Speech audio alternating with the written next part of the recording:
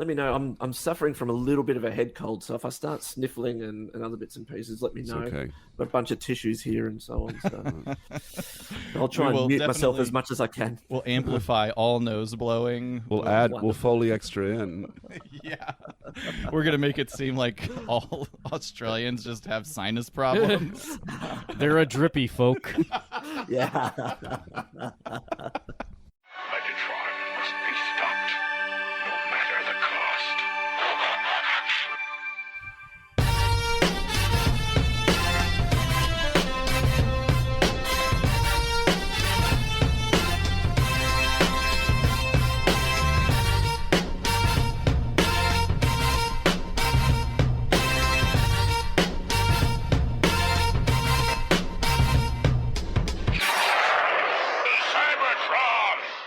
Hello, friends, and welcome to the Autopod Decepticast, a bi-weekly podcast that delivers an episode-by-episode breakdown of the original G1 series.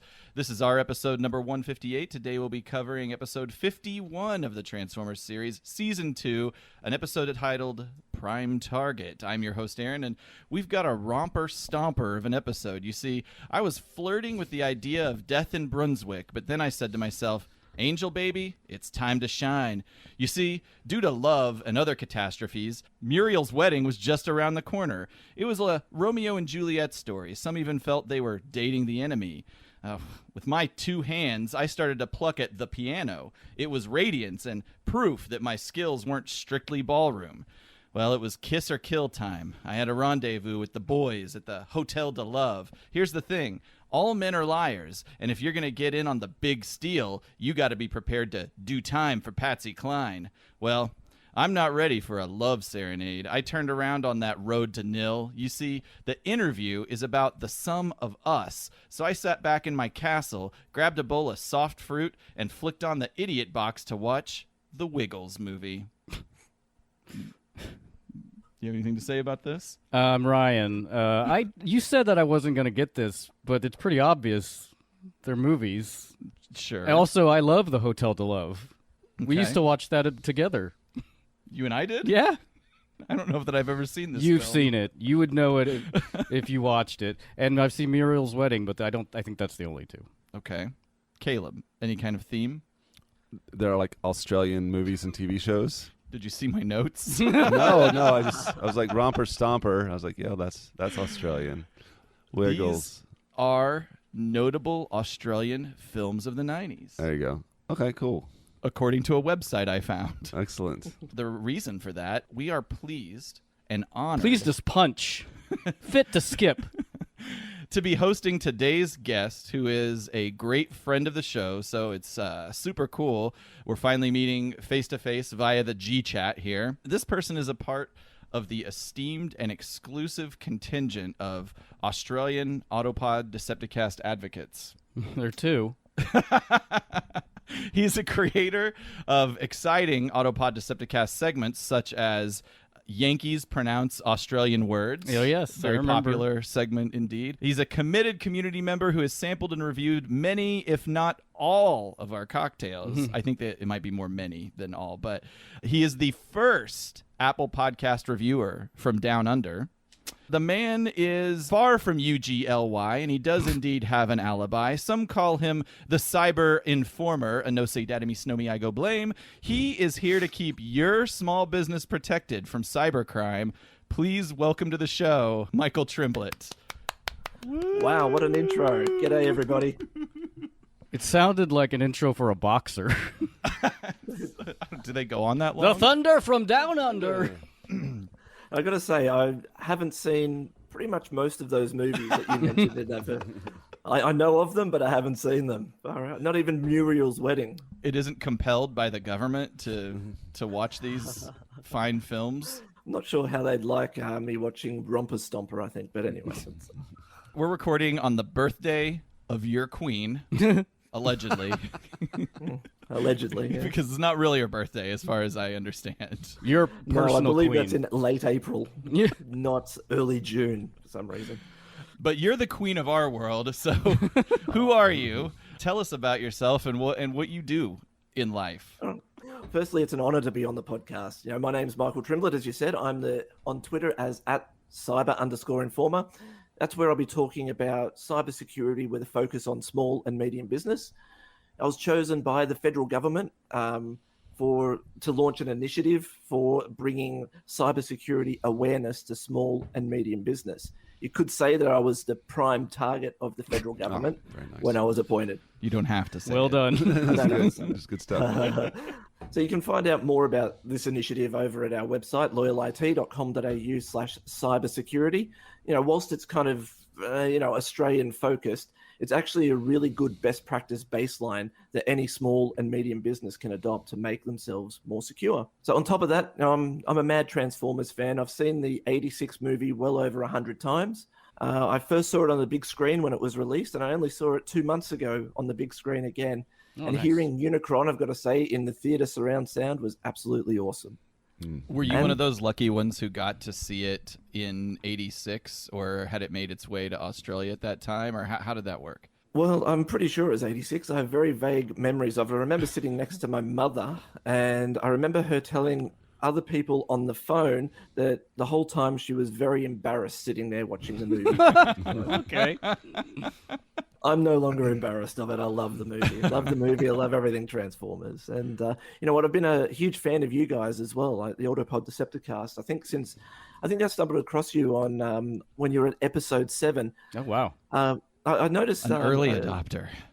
Early adopter on the Crimzeek episode. Actually, you mentioned something about how your Facebook page was becoming stale, or has become stale, Or and was that's actually always, how I found perhaps. you guys. Oh, yeah. Yeah, it's basically the digital equivalent of just a tumbleweed going down the desert. I was going to say it's like a pet graveyard. We got all kinds of similes. Yeah. Well, that was kind of how I found you guys, because you commented on a Transformers post somewhere along the line, and I clicked through and what is this Autopod Decepticast? And I dug into it and found the website and binged the first 7 episodes. And then you guys went to the top of my podcast rotation every week. Well, every fortnight now, but it's Well, thank you. That's very nice. Yeah. Luckily, you've got it all over with. So, there's the handful of people out there that discover it, and then they go back to the beginning and come back to us 2 years later and say, we're finally caught up. Yeah.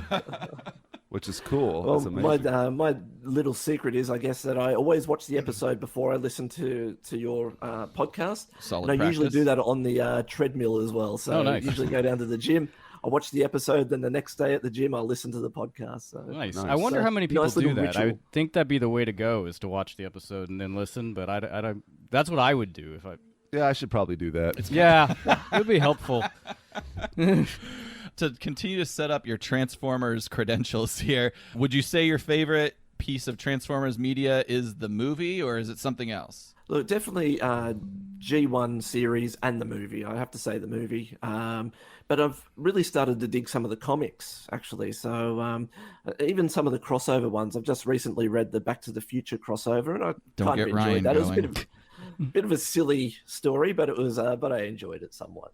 But generally, yes, it'll be the G1 series and the movie. That's awesome. So I haven't gotten into any of those crossovers yet. Ryan, did you read any of the Star Trek one? I feel like you No. did for a Mike Cyber I episode. did for something like, I can't remember. I read the first issue or something like that. I don't really like mashups. Yeah. So I heard that they had there was Star Trek, Ghostbusters. I forgot there was Back to the Future. I think there's My Little Pony. yeah, there is. Yes, and there's a Terminator one as well. Oh, that's right.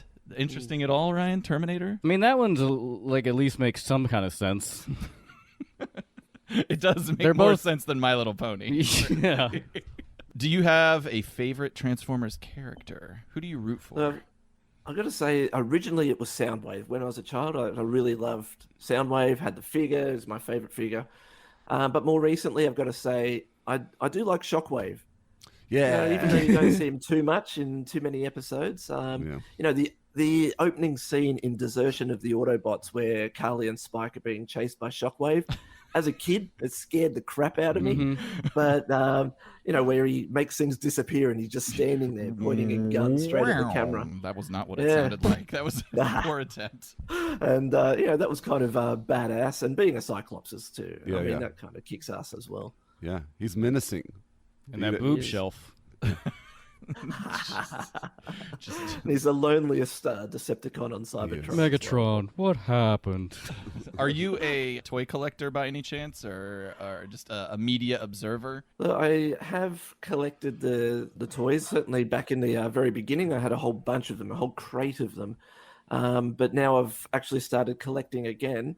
And the War for Cybertron series is what I've started collecting, which I think I'm actually really like the nod to the G1 series on those with those figures.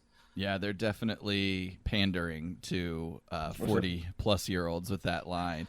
It's about time. Yes, I agree.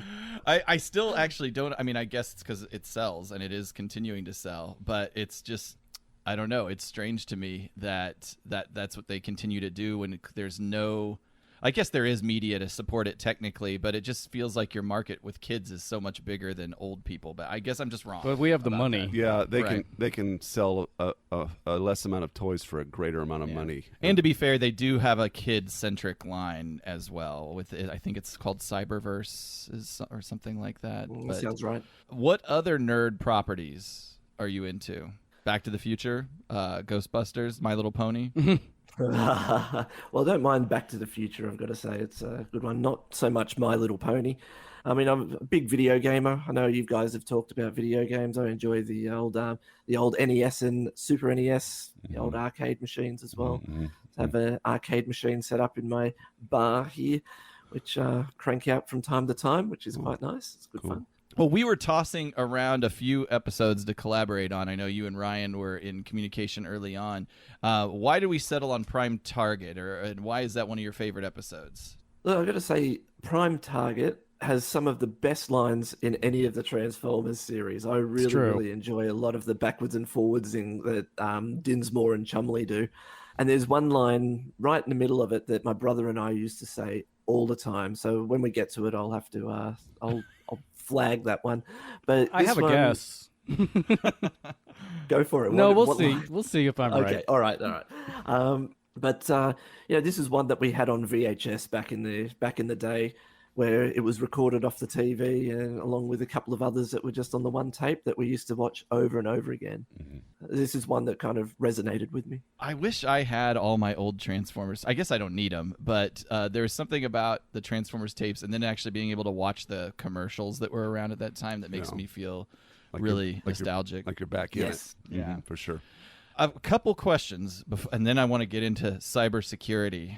First of all, what part of Australia do you live? In the Sydney area, so north of Sydney, about 100 kilometres north of Sydney, which I think in miles might be about 50-ish, 60. 60-ish, Yeah. Well, you may find it interesting to know that several Australian or Australian adjacent cities were recently ranked among the top 10 most livable cities in the world. I just want to share this with you. Your friends in New Zealand, Auckland, is actually the number one livable city in the world. Don't ask me the metrics that make things livable. And then we've got number 3, I'm going to pronounce this incorrectly, Adelaide. That was correct. Number 3 most livable. Back to New Zealand, Wellington was number 4. Perth is number 6. Melbourne is number 9. And Brisbane, home of Unfunny Nerd Tangents Greg Tansley, is number 10 on the most livable cities in the world list. So my question is, what the fuck is wrong with Sydney? If I could, I'd be living in Melbourne, although not right now because they're on lockdown for COVID. But Melbourne is an amazing city, and you know what? Sydney has no nightlife, absolutely none. The state government killed that years ago. So you know what? Melbourne, I'd much prefer over Adelaide. I don't know about Adelaide, the city of churches. Isn't that a lot of murder in Adelaide? Well, there was the body in the barrels in Adelaide. Yeah, The body in the barrels? bodies in the barrels. Yeah, that's right. So, That's an old drink. That's an Australian drinking song. Well, a proper comeback would have been, well, I didn't hear any U.S. cities on that list. No, that's like a shocker. I think Melbourne would be higher if Greg didn't live there. Probably be up to like an 8 or 7. Well, he's in Brisbane, so Shit. Melbourne doesn't have an excuse. I fucked that up. Well, egg on my stupid American face. One other thing, I have a picture of you. Here, I'll just put it up here. You can see it. There we go. Now, Yes. you are exchanging a glare with one Albert Yankovic. Explain yourself, and what did you do to hurt him? Because he doesn't look happy with you. That was after one of his shows that he did here in Sydney. Well, his last show that he did here in Sydney. We were lucky enough to go backstage and get to meet him. Well, taking a peek behind the curtain, it was just I asked him to do a fake angry with me, and that's what I got.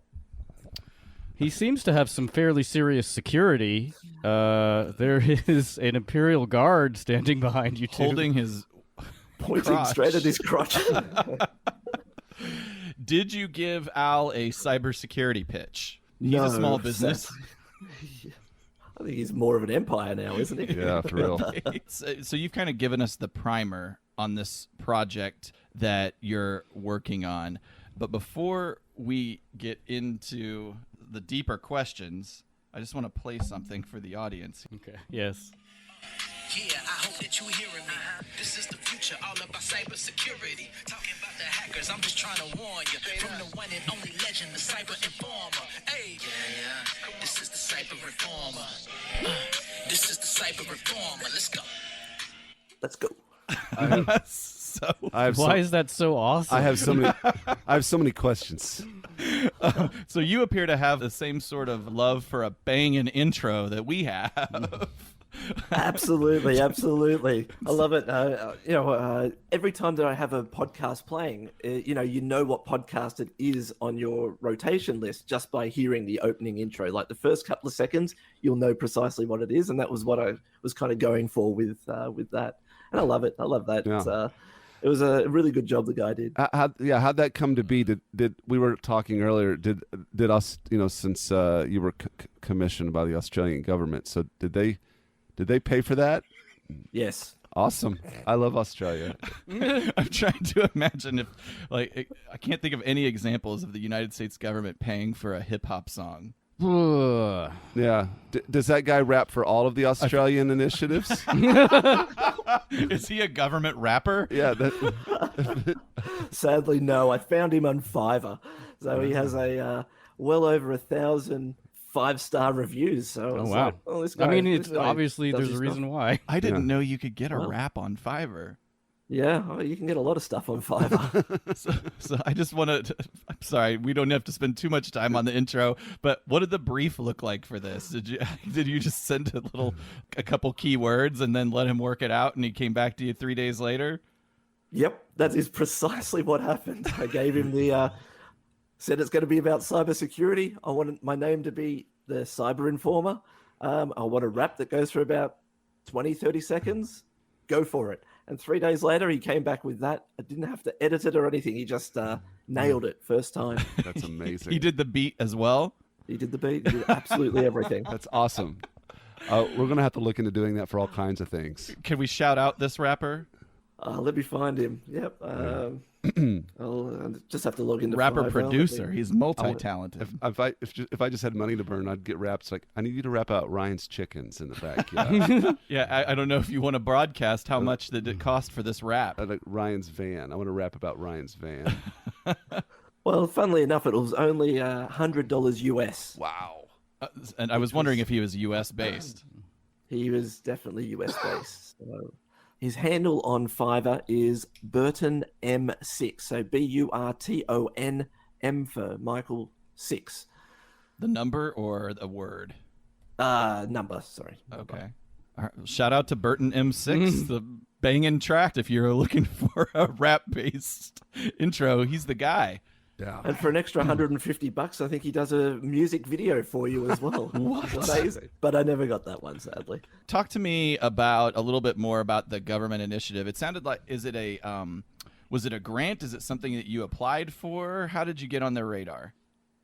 Yeah, so this was a grant that the government put out there saying that they have X amount of dollars to spend on cybersecurity. And it came across my desk. Our web developer said, you should have a look at this.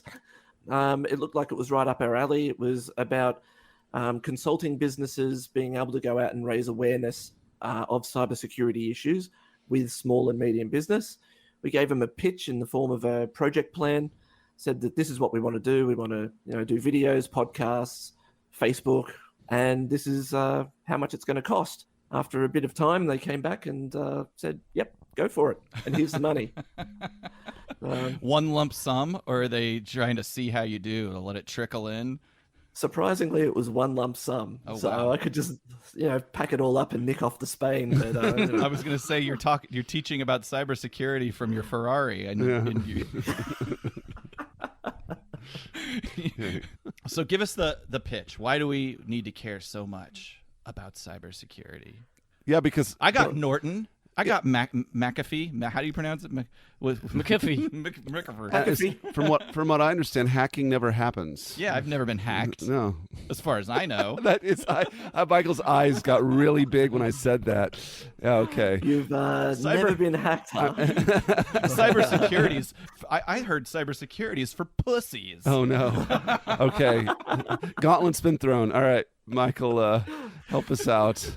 Well, look, the cybersecurity, no matter where you turn these days, you always seem to run into a story about some big corporation being hacked. And it's not just the big corporations that get hacked. Like, even in my small area, we deal with small, medium businesses all the time. And there was a period there where we were flushing out ransomware from machines almost every second day. So people were getting infected by clicking on the wrong email link, locking up all of their data, and then us having to try and bail them out. Actually, there was a story for one of our small businesses that we looked at. We were telling them that they need to get remote access, secure remote access, and they need to get a proper backup of their system. No. 9 months later, someone opened the wrong email. It infected their entire system, locked up all their data. They went backwards and forwards with the hacker, who originally wanted about $10,000 worth of Bitcoin. They managed to get that down to $1,000 worth of Bitcoin. They sent over the Bitcoin, and then the hacker just went quiet on them. So they lost $1,000 and they lost all of their data. Sadly, this business ended up having to shut their doors, and the guy went back and started working out of his garage again. So it's horrible. This type of thing for small business is crippling. And, it's happening more and more these days, sadly. So, and there's so many different things that you need to be aware of to be able to protect yourself. Like, just to own a computer these days, you need to be a security expert.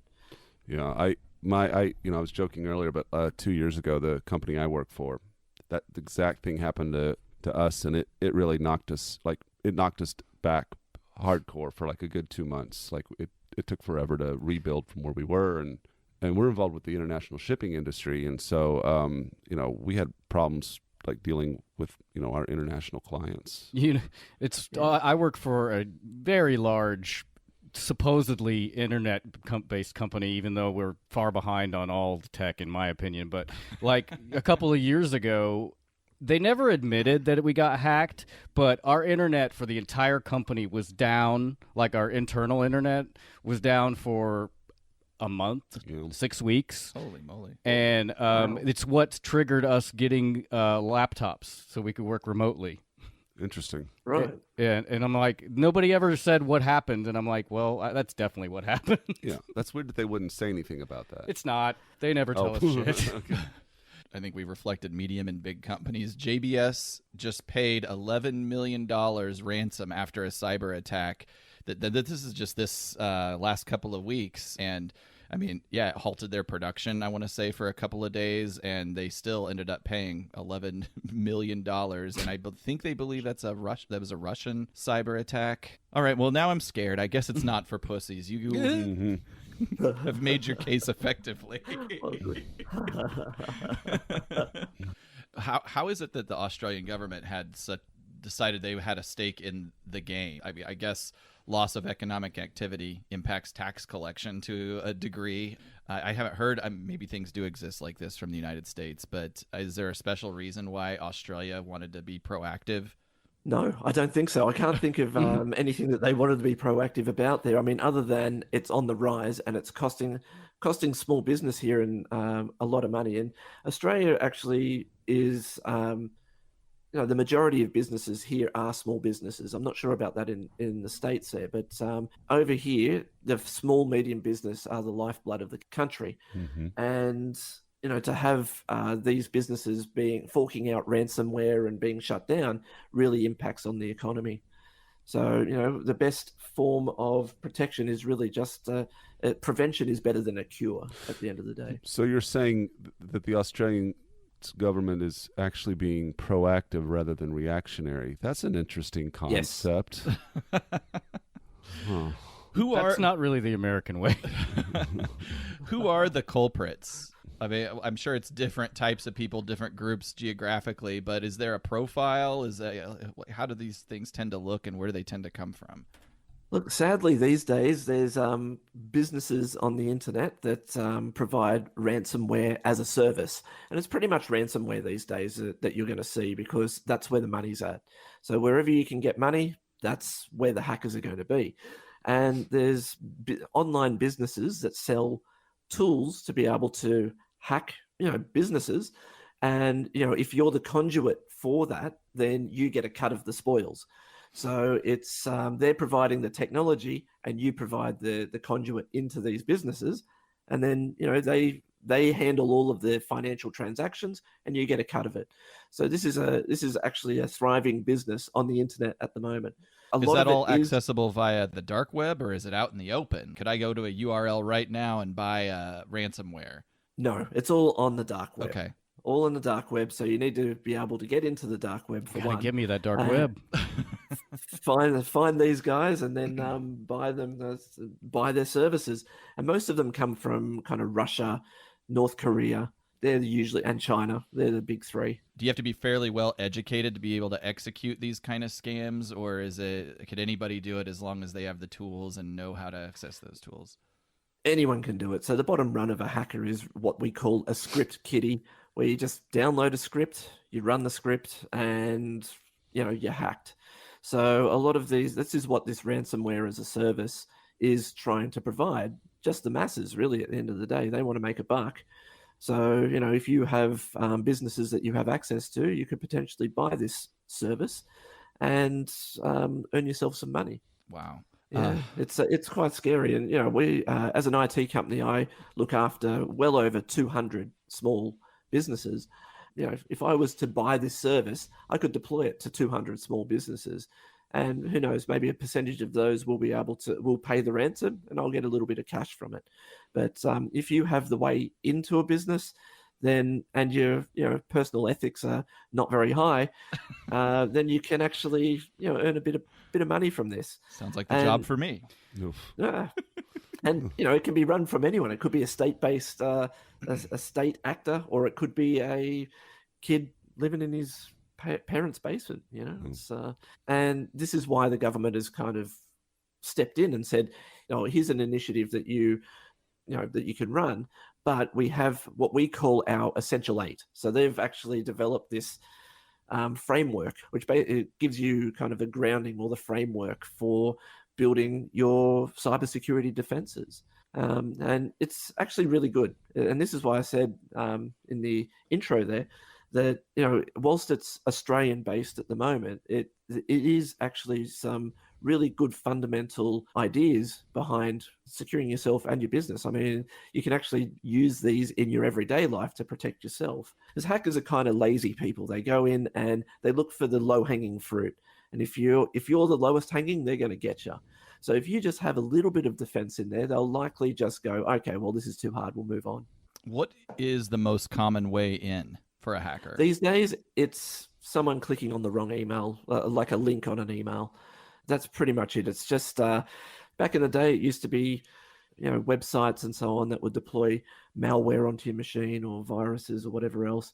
But these days, it's more about, tricking someone into clicking on the wrong link.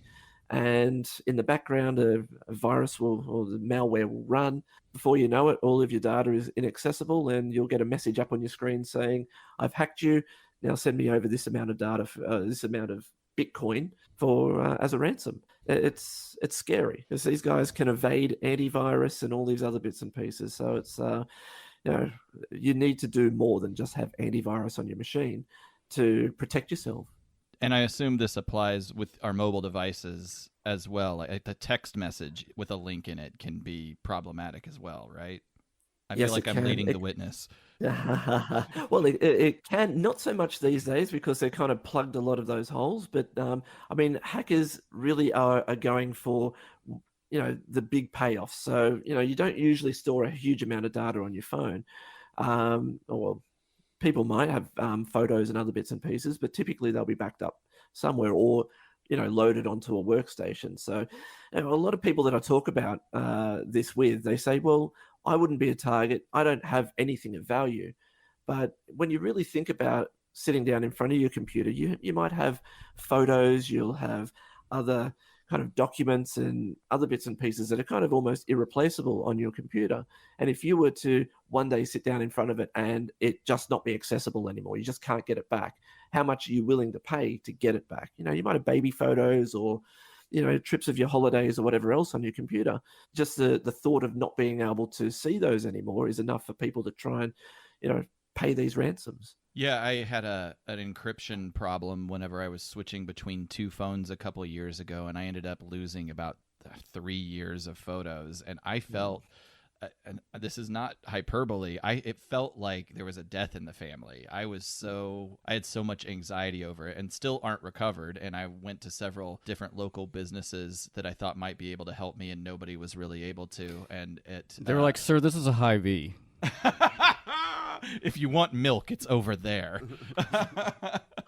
But and that's just for pictures. So I can imagine as a small business and your whole life is truly on the line, what that would do to you psychologically and emotionally. I guess with the phone thing, I was thinking so many people, their mobile devices are interconnected with their work devices, and clicking on what seems like maybe a personal text message from a stranger might end up still impacting your whole business just based on the interconnectivity of all these networks.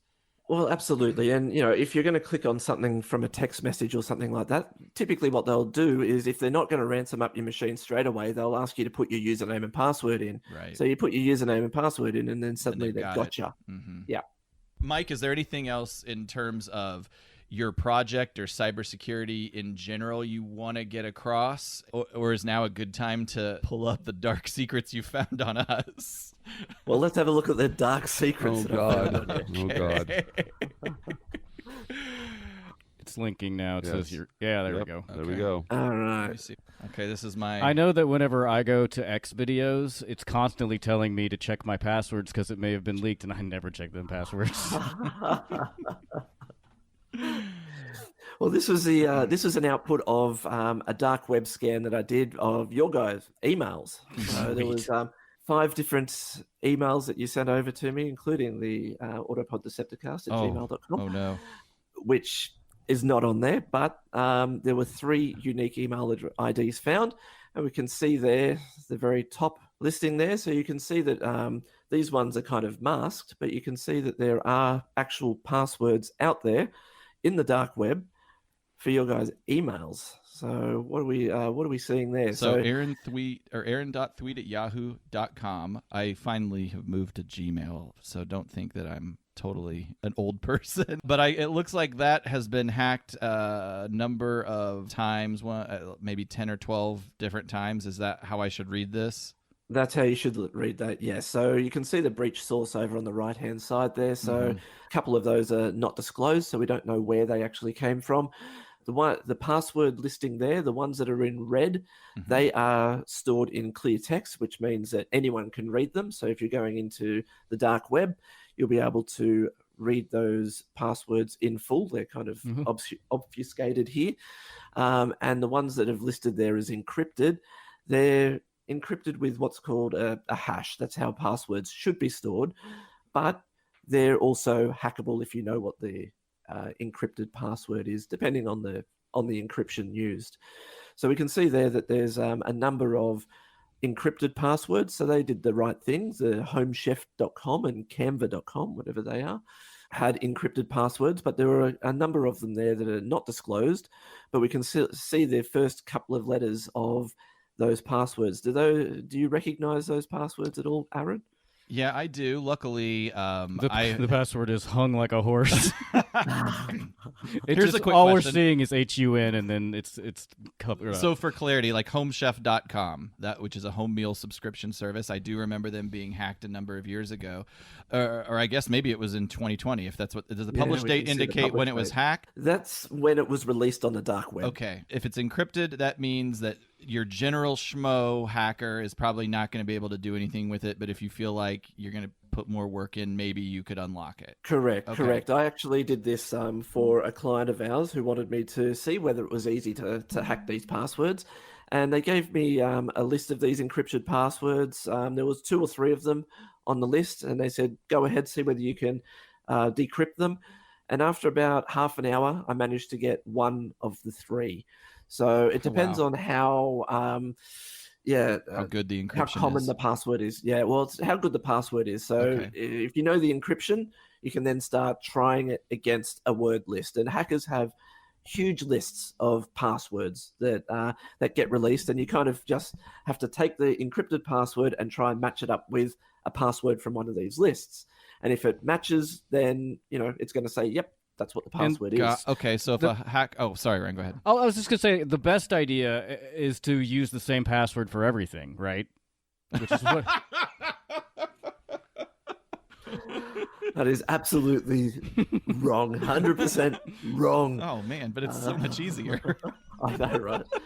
So if I understand what you're saying, if you're a hacker, you're going to buy one of these unencrypted. If you have a list of unencrypted passwords, but you have email IDs and there's encrypted passwords, you're going to have those unencrypted passwords and just have a great multiple choice to try and apply to the encrypted passwords. Absolutely. You've got a absolutely. cheat sheet. So, yeah, and for the dedicated hacker who really wants to get this password, they have all the time in the world. They have the password there. They can then go in and try and find out what it is. So you can do a number of types of attacks. One called a dictionary attack, which will just be a list of words that they'll try against it, which have numbers in it and different combinations. There's one called brute force, which will just try every single combination of letters and numbers and symbols until they can find the answer. Oh, and there's ones called rainbow tables as well, which is basically taking the encrypted password and seeing whether it's already been encrypted in another list. These are somewhere. very So, cool names. So Yeah. brute force sounds like a skeleton key that would solve everything, regardless of encryption. It feels like that can figure anything out. It can, given enough time. So the longer your password and the more complex your password is, the longer it's going to take to guess. I did have a look at all uppercase, lowercase, numbers, and symbols. If you had a 16-character password with all of those in it, and it was random, it was going to take. There was something like 190 nonillion combinations, which was going to take 110 billion centuries to crack. Oh, real? Even with a So- high-powered computer? That was assuming 100 billion guesses per second. Wow. And okay. I've managed to achieve 37 billion guesses a second. So, the sun's going to burn out long before you guess every single combination. I noticed a So- certain lack of one of our personalities on this list. Ooh, interesting. A Okay, lack so of- Maybe there's more that I've Oh yeah, he's got to scroll down. Oh no! Well, that's page one. Oh no! So, what this means is that because this is out on the dark web, you have the email ID, which is what you would typically use to log into websites, right? So you would have your email address, and then you would have a password. So if you know an email address and a password, a current one, you can do what's called a password spraying attack. So you would take the username and the password, and then just spray it out there on the internet and see what you can log into. So if you can then log into a service, you can then see what kind of damage or value you could try and extract from that. So if you have a service that you can log into with your email address and password, and you can see your credit card details, for example, you can then pull those details out and use them as well. And I was actually horrified to see that my master password that I used to use on most websites, it was a bad, it's not a good idea to use the same passwords on multiple websites, but I'm still unpicking that one as well, because even the other day I had someone logging into my Nintendo account, which I'd completely forgotten about, and I got an email notification saying, hey, you've just logged in from this weird location, and saw my main password, and I nearly fell off my chair. I spent the rest of the day trying to update all of my passwords to something that's not hackable. And really, for everyone that's listening, what you should be doing is looking at a separate password for every single website that you go into. So 16 characters or more, random as you can possibly get, a different one for every single website. So it's almost impossible to remember it. And I've got to say, at the moment, I have no idea what a lot of my passwords are. I use a password manager to manage all of my passwords. It fills in the form for me, and away it goes. So I don't know what my Gmail account login is these days. I have no idea what my my login to Fiverr, even when I went to look up the wrapper, I have no idea what that password is, because I've automatically generated that. It's a long password, and it just saves it and manages it for me. I'm using one called Bitwarden, which is a nice little free product which works on all mobile phones, on desktop and on Mac as well. So it's my choice for password managers. It's encrypted with your key. You control that, so we can't actually see your data. The couple of good and bad things about that is that you control your own key, but if you forget it, your passwords are all gone. You won't be able to log into it, and they can't reset it for you. Usability is the enemy of security, really, at the end of the day. So if you want something easy, then it's not going to be secure. If you want something secure, it's not going to be easy. So we know Caleb and I have been compromised. Let's scroll down here a little bit. Let's see. Also, I want to see what kind of websites Ryan goes. What? One? Just one. Ryan also signed into the Home Chef. Did you like that service? Obviously not. I don't use it. I canceled mine as well. So I think we've revealed a flaw in my approach to online accounts. It does appear Caleb is the most hacked. But I will say so that's an old password I don't use anymore, but obviously it's out there, and it's makes me vulnerable. So particularly on services that maybe you've forgotten you ever used. That's what it probably is. Yeah. Like that that one right there, that Live Auctioneers. That was like an online, bidding site, and so I guess the best thing to do then, Michael, for me, what should I?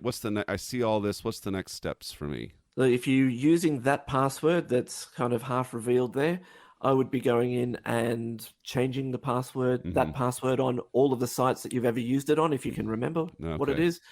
And you can see here that these were released on the dark web kind of in 2019, 2018, 2017, 2016. So, if you've used that password on websites before that date, then I'd go in and kind of update them. But it doesn't look like you've had a leak any time recently, except for maybe this Live Auctioneers one. But again, that's encrypted. So if it was the same as one of these passwords, well, then probably the hackers will be able to get into that as well. I did have an event. I may have talked about it on the show before, but this wasn't that long ago, maybe 6 or 8 months ago. I got an email to my Yahoo account, and the very first line of the email was just a password, a pretty common password that I had used. And then it was just this long email talking about how they were able to hack my webcam, and they've got videos of me doing very explicit, I'll just say it, jerking off, plus other, they were, it was a lot of language to try and make it seem like they knew you, like, oh, you have very interesting taste. And I've apologized about doing that. So anyway, it was pretty obvious that it was bullshit, but it still is a creepy letter to read, and especially, it's convincing when it definitely has a piece of personal information that is factual in it. And absolutely, that's confronting to see it.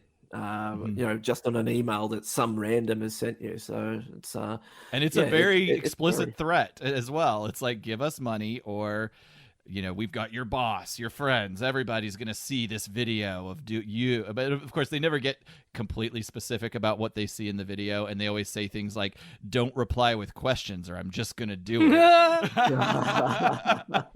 See, that's the level of hacker that's a script kiddie. They've gone on, they've found these passwords, and they're just sending out this standard template to as many people as they possibly can. I'm surprised I've only gotten one of those based on the number of the amount of and the amount of information that I have available out there, according to this report you've run. The letter's like, we've got footage of you jerking off a lot. Like it's just like very judgy. I've never seen anybody do it as much as What you. if they're just super impressed? Yeah.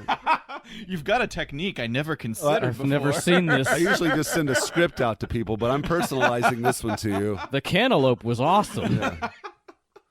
Well, this has been enlightening and a bit chilling. I'll do nothing different. Ryan, you've once again, you're perfect. You've demonstrated your antisocial behavior. In this case, as a benefit. I do want to get into the game, and we should probably get into the episode. But what does it take to be a certified ethical hacker? Well, it takes a lot of study and to sit an exam. That's what it. So, it was kind of just before COVID hit the world, was when we decided that that's when we needed to do it. And when everyone got sent home and we were put on lesser duties, I did a lot of study on that. So it was about 9 months worth of study, sat the exam, and on the other side became a certified ethical hacker, which helped us get this government grant, which was lovely. You're putting the chess pieces in place to get that Correct. sweet money. Oh yeah, get that government cash. Ryan and Mike, why don't you make us a cocktail? There And we if at go. all possible, could you make it from endangered ingredients? Whatever you want. Yeah. Sure, Aaron. Excellent. In this cocktail, in honor of our friend Michael being here, I chose a drink that coincides with his appearance on the show, not the way he looks. So, Michael, you mentioned, or Aaron actually brought it up in our back and forth, that this is a long weekend for you folks in Australia because it's a holiday for the Queen's birthday, which isn't her birthday. And Correct. So because of this old woman that nobody cares about, I looked up what she drinks, and I chose Queen Elizabeth II's first drink of the day, one she has shortly before lunch, which is the Dubonnet cocktail. And this is a weird one. It's 1.5 ounces or 45 mils of gin, 3/4 ounce or 22 mils of Dubonnet Rouge, which Dubonnet Rouge is an aromatic wine-based aperitif originally created by Joseph Dubonnet in 1846 in response to a competition put forth by the French government for a way of finding a way that foreign French legionnaire colonizers would drink quinine. Quinine? Yep. Quinine? I don't know how it's pronounced. And that's what's in tonic, right? Yeah, and it's which combats malaria, but it's very bitter. It's in the same way the British colonizers used gin and tonics to make quinine palatable. And so, also I bought a bottle of this Dubonnet Rouge a long time ago, and I'm never going to use it. So here you go, fuckers. And I think, Michael, you did not have Dubonnet, so what did you use instead? Well, I ended up finding it down at one of the more specialist kind of alcohol shops. So I managed to. Oh, cool! I've got it. It's a cool looking bottle. I mean, ours actually is a different design, but yeah, but it's weird. So here we go.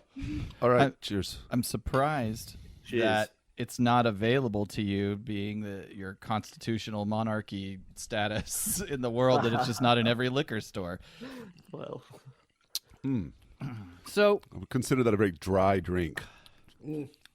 It hits you up front with a punch of the lemon from the twist. Oh, there's a lemon twist also.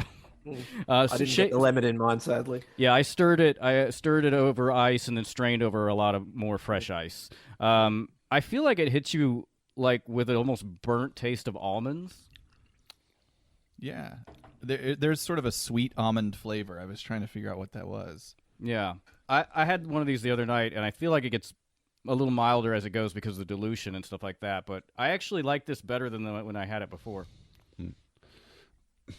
You're just becoming accustomed to I it. like the theme. It's very appropriate of like the African colonization, and they call that a lot of those drinks down there are called a sundowner. Yeah, that was depressing Yes, it is. to look that up. Caleb suggested I do a big game theme, and then we were looking up like what a sundowner is, and it's a cocktail that you have after a safari hunt if you're like some rich white dude. So I was like, no, thank you. Cool. I kind of like it. It does feel like a queen's drink. It's very. She has 4 cocktails a day. It's medicine-y. Well- yeah, it is a little medicinal. 4 cocktails a day. Mm-hmm. And This is her first one, and then she has like champagne, and I can't remember the other 2. How do we know this? Her whole 'Cause- life is yeah, just a everybody queen. knows about when she takes a poop. Yeah. All right. Well, as we enjoy our cocktail here, let's play a game I've developed. The title of this game, it's not very creative, unfortunately. Title is Real Life Hack or Hollywood Gack. And I'm going to provide a brief description of a cybersecurity event. And all of you can play. How many are there? Not just Mike. I think there are 6. Well, 7. There's 7. Okay. So I'm gonna tell you an event. You tell me if it's based on real world or if it's a movie production. And plot. then you'll tell us at the end. Here, I think Or you I get. guess I we think can- you get it, but I have a sample. Okay. A young hacker meets a network of revolutionaries who reveal that we live in a simulated reality created by intelligent machines who use our body as an energy source. Is that a real life hack or a Hollywood gag? Hacker gack. It's got to be a Hollywood gack, surely. I In appreciate. fact, I think that movie was actually filmed in Sydney. Oh, really? Okay. Yeah. I was gonna say it's true. The world around us is an illusion to keep us docile for the sucking. I do like, especially, and I don't know. I haven't read. I don't know what the questions are going to be, but in accordance with every test ever sample question, it's super easy. I hope it gets harder. Okay. Question 1. And we'll do it. I'll just read the question and then I'll give you the answer. Okay, yeah, let's do it after each one. Yeah. A young Cornell student developed an innocent worm to try and determine the vastness of cyberspace. Hell breaks loose when the worm morphs into a virus that ultimately causes over $100 million in global denial of service damages. Is that real life hack or Hollywood gag? This is question 1. Mike, what do you think? That sounds real life to me. It's all good. Steve. Okay, so we've got 1 vote for real world. I'm gonna go with that as well. Real world. Oh, so I went different. I went to Hollywood Gack. It is a real life hack. Shit. Robert Morris is the name of the person that developed the Morris worm, is what it was called. And Is that anything Was like that the the very funky first worm? worm? I don't know if it was the first. It was an early internet-based. I think it was in the early 90s when that went down. Okay, number 2. 3 computer programmers executed a scheme to embezzle trace amounts of money from their employer, but a rounding error resulted in a much bigger take than planned. That's a pretty. That's a Mike, That's a pretty super question you've got there. That's certainly Hollywood. Yeah. Hollywood gack. I'll go with gack. Looks like someone's got the case of the Monday. Yes, that is an Office Space, if I'm not okay, mistaken. very good. Office Space. Well, is actually, the well, I reference. was thinking more of Superman 3, actually. It is. Well, which they referenced yeah, it. but he said 3 people, and in Superman 3, It it's was just just Richard Richard Pryor. Yeah. But they do in Office Space. They're like, it's like Superman 3. They literally Yes, say they it. did say that, yeah. Okay, a 15-year-old computer genius penetrated the computers of the U.S. Defense Department. He created a backdoor that allowed him to steal sensitive data and software that nearly brought down the International Space Station. Whoa. I'm gonna go ahead and say it's Hollywood gack. I think I know the movie. I'm not gonna say anything more. It sounds too specific to be real world, so I think let's go with Hollywood as well. I'll just go real world just for funsies. It is a real-life hack. Oh. There's some hyperbole to this. It wasn't really that close to bringing down the space station, but it did impact a lot of the ability for people to do everyday activities on the space station. But it is real. Wow. That's a cool hack. Number 3. You guys are keeping score, I'm assuming? Yeah? I am. Okay, for yourselves? All right, I trust you. Isn't this number 4? This is number 4 then. A teenage student breaks into his high school's computer system to alter his attendance record as part of an elaborate cover to play hooky. There's Hollywood gack for you. Yeah. But it feels pretty specific, man. I feel pretty specific. Is- And I've got to say, I've never seen this movie, but I know of it. are you doing? So you're war- going Hollywood? I'm going Hollywood. Yeah, I'm going Hollywood. Yeah. Is Is this? Are you Hollywood are you around? doing War Games? No, this is Ferris Ferris Bueller's Bueller? Day Ferris Off. Bueller. But I Bueller. thought that 3 was War Games. Oddly enough. I thought that too until he said Space Yeah. Station because that didn't exist. Wow, everything Good Matthew point. Broderick related. I is know. Hacker. He killed someone. Never forget. So did Caitlyn Jenner. In a hilarious attempt to win a Porsche 944 S2 in a radio call-in contest, Kevin Poulsen hacked the Los Angeles phone system to block out all but his own winning call to LA's KISS FM radio station. Wow. I'm going to say real. I'm going to say real world. I think it's real. I'm gonna go real. Correct, it's real. He later became the senior editor for IT security for Wired magazine. Yeah, the name sounded familiar to me. Okay, next. 2 teenagers. I don't know why so many hackers are teenagers. I guess that points to how easy it can be. Although they're all script of kiddies. all of these seem to happen kind of in the early days. 2 teen computer geniuses design their ideal woman on a computer, and a freak electrical accident brings her to life. I want this to be real How, world. yeah, but how I I know wish it's this was real. That kind of hack only works if you wear bras on your head. That's true. Okay, clearly that's a weird science reference. Yeah. Our final R.I.P. Damn it. Now I completely blew. Kelly blanked on LeBrock, this. is she No, what? Bill Paxton. Yes, thank you. God damn. Bill Paxton. Entrepreneur founds a $7.5 billion antivirus software company, then retreats to Belize for an untamed life of bullets, broads, and blow. After being implicated for his neighbor's murder, he lays low in Guatemala until resurfacing in 2016 to run for president of the United States.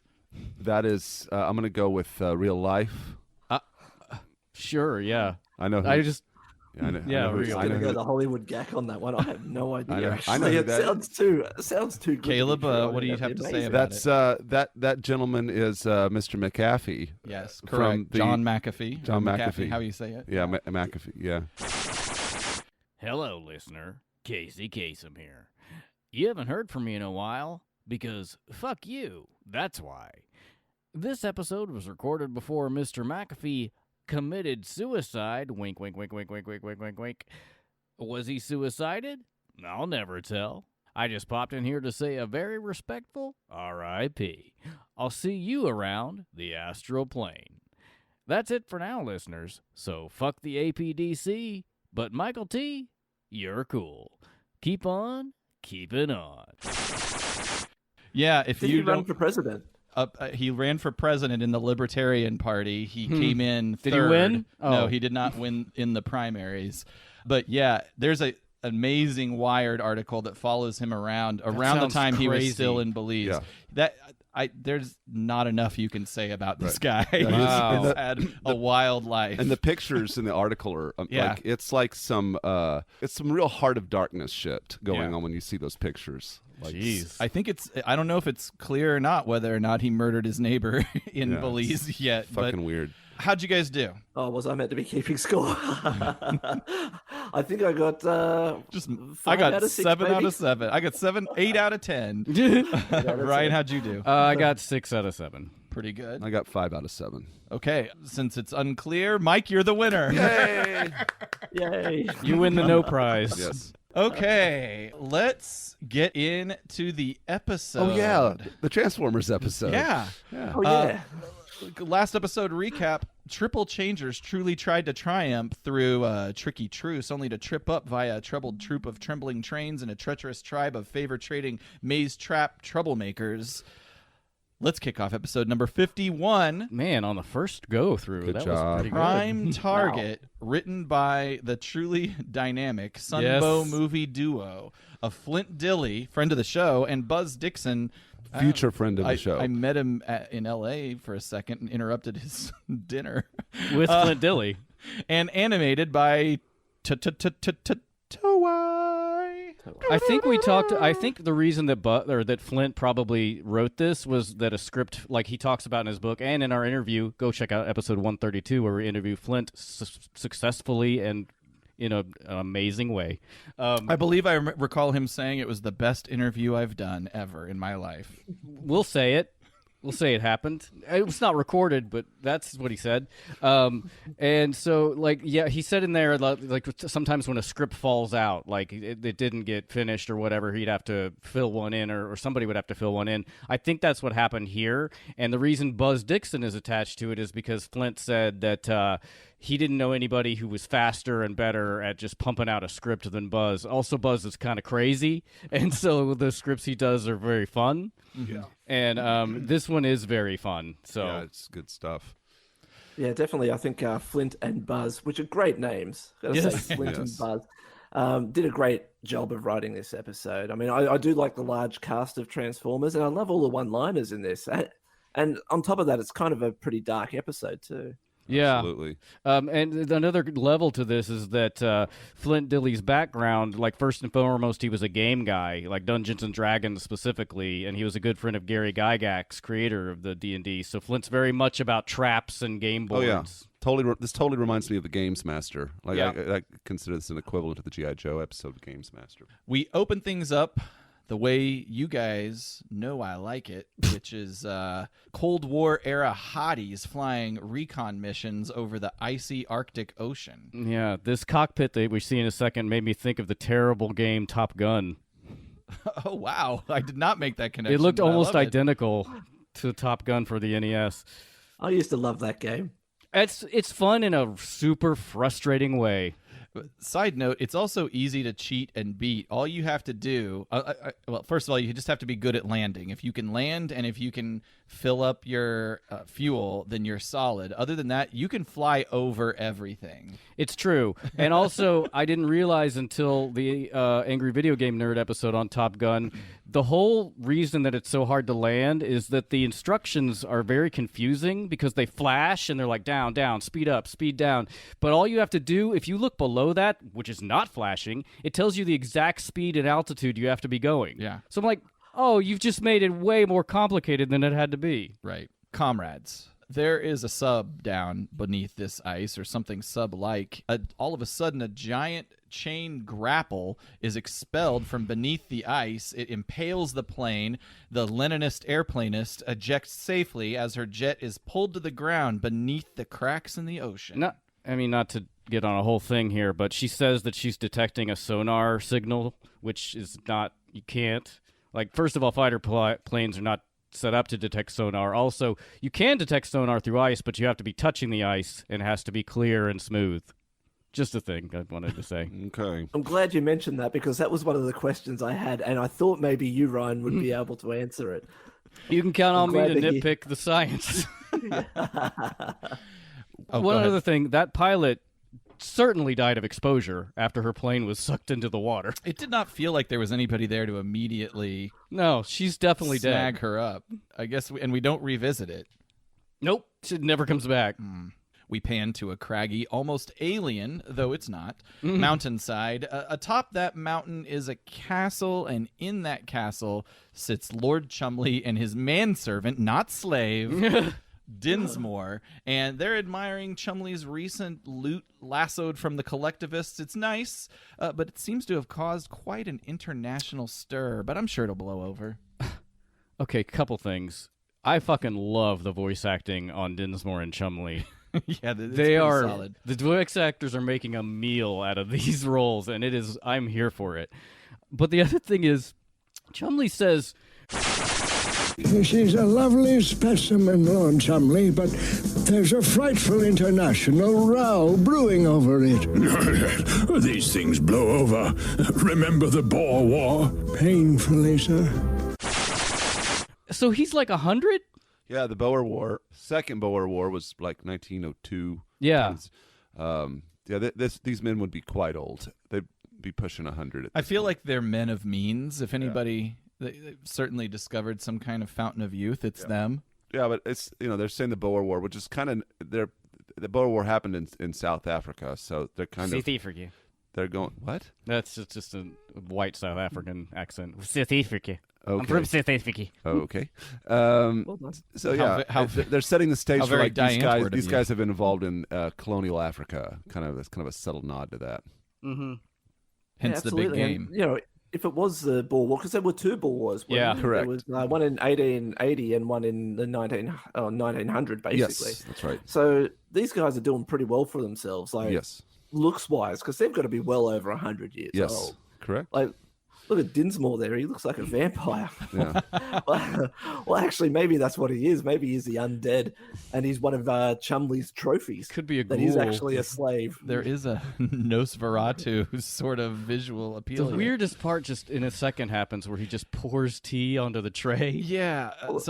While Lord Chumley is speaking, he obviously he's a successful big game hunter, but he has one more prize to apprehend, and that prize is the very noggin of Optimus Prime. And at that point, Dinsmore is pouring him a spot of tea. They're sort of hinting that Dinsmore is a bit broken down in the brain, Or blind. I mean, it could be, yeah. Except Because he pours the tea all over the ground instead of in the cup. yeah, and he doesn't know what the next target is, even though it says place head here, Optimus Prime.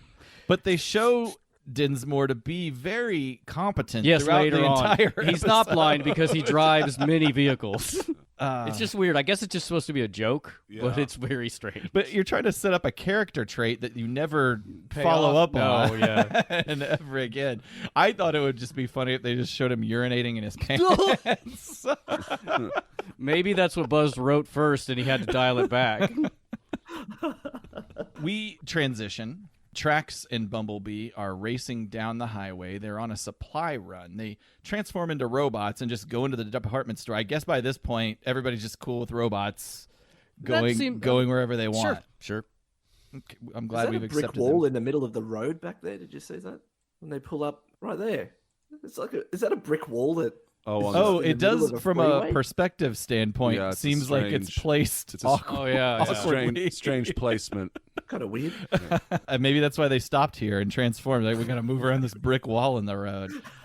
They are trying to go to a department store, but instead of being confronted by legions of adoring fans, the locals are distracted by the breaking news that the U.S. and Russia are preparing for war, with the Ruskies blaming the Yankees for the theft of their airplane. And they want both wings back, not just the left one. Uh-huh. I see what you did there. Thank you. I don't, actually. Left wing. What the right wing. fuck? As we're looking at this, all of a sudden we see Astrotrain and Blitzwing hiding in an alley Walking down Crime Alley. by a department store. Trax and Bumblebee give chase, but these are just Coachella Tupac level holograms. The apparitions evanesce, revealing a highly modified garbage truck. This trap is actually pretty awesome. Like, I thought this was very well done. They basically just kidnap and make tracks. Yeah, they like trap Trax and Bumblebee in these garbage trucks and, like, I guess incapacitate them with electricity. And this, I had this note later, but we might as well say it now. Chumley and Dinsmore are the only ones doing all of this. They're doing all the Like, they're work. capturing all the Autobots. They're you'd think that they would have goons. Yeah, or Well, who's driving the legions one of that got Bumblebee? engineers. The one Yeah. that that's Chumley is driving the one that got Bumblebee. I think. I don't know. I think we see him. I thought he was in the back there holding his rifle. But, Oh, you're right. What's the name of the butler again? Sorry. Dinsmore. I'd like to think that there's multiple Dinsmores. That Chumley has made multiple Dinsmores. It's kind of like you've got like a It's West. a Watchmen thing. I love it. Or a West. I was about to say a Westworld. Yeah. Replicant situation. I'm but very into that. We'll just say that that's real. I believe it. Yeah. How did Yeah, well- Ozymandias clone the people? Did he clone them? Were they biological clones or were they robots? I In can't which? In remember. Westworld? No, Sorry. In Sorry. Watchmen. in Watchmen. I think they were biological. It doesn't matter. I don't know. I don't remember. I like how Dinsmore dresses the part. Yeah, they. Oh, I had this note too, but since you brought it up, I'll say it now. They have full-on costume and vehicle changes like 7 times in this episode. So let's start to note all the things they really need. They need engineers. They need goons. They need a legion of just I guess, blue collar workers. They need costume designers. I mean, I kind of admire their dedication to getting into this. I mean, they dress up and everything. It could be they're so old, it's like a Bill Murray Groundhog Day situation where they've actually mastered all of these arts themselves. Well, and also they're like, if you want something done right. Well, it's all done in one day, so it's not true. inconceivable that it is Groundhog Day. I was wrong. Probably gets into the back of that truck as well. And it's got no roof, so why doesn't he just transform and just step out of it? That's Bumblebee. Yeah. Help! And to your point, yeah, you're absolutely right. We see Chumley in the back of this truck, so it can't be him driving the other truck. So it's AI. I just accept it's Dinsmore doing all of it. Like he can be in multiple places. Clone. He can be in multiple places. The Dinsmore clone theory is something that needs to be explored. That would have been to awesome great detail if that were revealed at the end of the episode. Yeah. And maybe there's one that gets to hang out with the Autobots from now on. Yeah, I mean, clearly the one pouring the tea wrong. It's like a flaw in his genetics. There's just a whole vat of them, like a whole bunch of them in vats at the end. Yes, like in there's secret room out the back of his castle. A warehouse with Dinsmores just loaded inside of them, aligned like perfectly vertically and horizontally, 100 by 100. That's what we see at the end while the Raiders like music plays over it.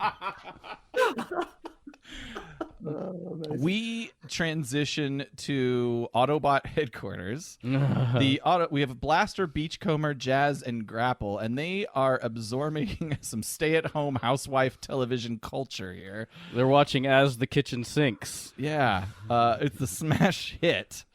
The program, let's just talk about it. It's centered on a supposed affair between Donna and Gordon, which, if true, would mean Jack was unaware that Cheryl had hidden a will, having substituted a fake document in its place. That's what we know from what happens on screen. That's a lot of information. I glossed over all that. Wow. To be packed in. Since you glossed over it, then you probably missed this in script deviations. There's actually a deleted line from the episode that expands on the complexities even further. Oh my God. Revealing that the will that they had found belongs to Bob and names Katie as the true heir. Oh my God. I feel like the whole As the Kitchen Sinks component was definitely Buzz Dixon.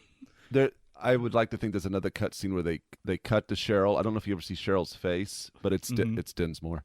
Yeah. Well, and then the best part about it is there's a punchline to all of this. The will that they discovered belongs to Bob, and then one of the women in the show looks up and says, "Who's Bob?" That's great. I feel like it only would have been an extra 5 seconds to pull this off. The program gets interrupted by news anchor Hector Ramirez. I don't think it's Hector Ramirez. Well, you're wrong. Does he ever say his name? He doesn't, but it is. That's who it is. I know Hector. I have a little bit about that script deviation, but yeah, Hector Ramirez is a Buzz Dixon addition to a bunch of different franchises from Hasbro and Sumbo. But yeah, he never says his name, and he looks different to me. He looks different in almost every iteration. First of all, and you're right in that he is never name dropped. But in an interview, Buzz Dixon mentions that he put Hector Ramirez in a Transformers episode, and he only did a handful of Transformers episodes, so when you do the math, this is it. Okay, yeah, I'll expand a little bit on that in the script deviation. Sweet. It's just more news from the Soviets. The Russians, if they don't get their jet back, they're going to drop the hammer and force a sick L on the U.S. of A. God, and the Autobots are so bummed. They are bummed when they cut to the special bulletin. Yeah, like they let out an audible. Oh. No. It's compelling viewing. Yeah. The kitchen sinks. Mm-hmm. Optimus Prime somehow just Although knows this is. If you just stop it there, can you just step back just go ahead. a second to the wide shot of them standing there watching the news article? Just there. You can see in the background there, Teletran 1's got a massive smash in the screen. So, like the Autobots are standing around watching soaps when they could actually be fixing up Teletran 1, but it's obviously not a high priority. We've gone rounds with just how negligent they are about their own base. Man. I guess Absolutely. I would have just assumed that they've been using Teletran 1, this all-powerful supercomputer, to just watch soap operas. Makes sense to me, based on what I've seen. Unbelievable. I mean, this is why they're so inept, isn't it? I mean, yeah. It could, This is yeah, where- yeah. Teletran 1 gets fucked up all the time. You can't. I mean, at this point, they're just like, well, we'll fix what we have to. It's not really a computer anymore. They've just mounted a television in the display. There's a TV on top of Teletran 1. Like whenever your TV would burn out and you put a smaller TV on top of it. Like Right, we're currently, Michael. We're like you can't see, but over here there's 3 unused televisions. Actually, there's 4. There's one underneath the coffee, the fold-up table. Well, that means there's 5. There's one up there. And I think there's one in the other room. There's 5 unused televisions within 10 feet of us. Yeah. They're all CRT TVs, so like there's no point unless you want to play Duck Hunt. This is right. Yeah. So That's Ryan, amazing. Yeah, the NES ones, NES games would look amazing on those. So Optimus Prime shows up. He knows that this isn't the Decepticons. Somehow he's right. But there's no evidence. It is like very off-brand, Right. because he thinks everything is Megatron. What? There's a fire hydrant letting loose water in the city. Megatron. Black is white, up is down. Also, B and Trax haven't checked in, so Autobots roll out. Oh well, Jazz says. I love the roasting of Trax for his vanity. Jazz says, knowing Trax, he's hanging out at some body shop or car wash.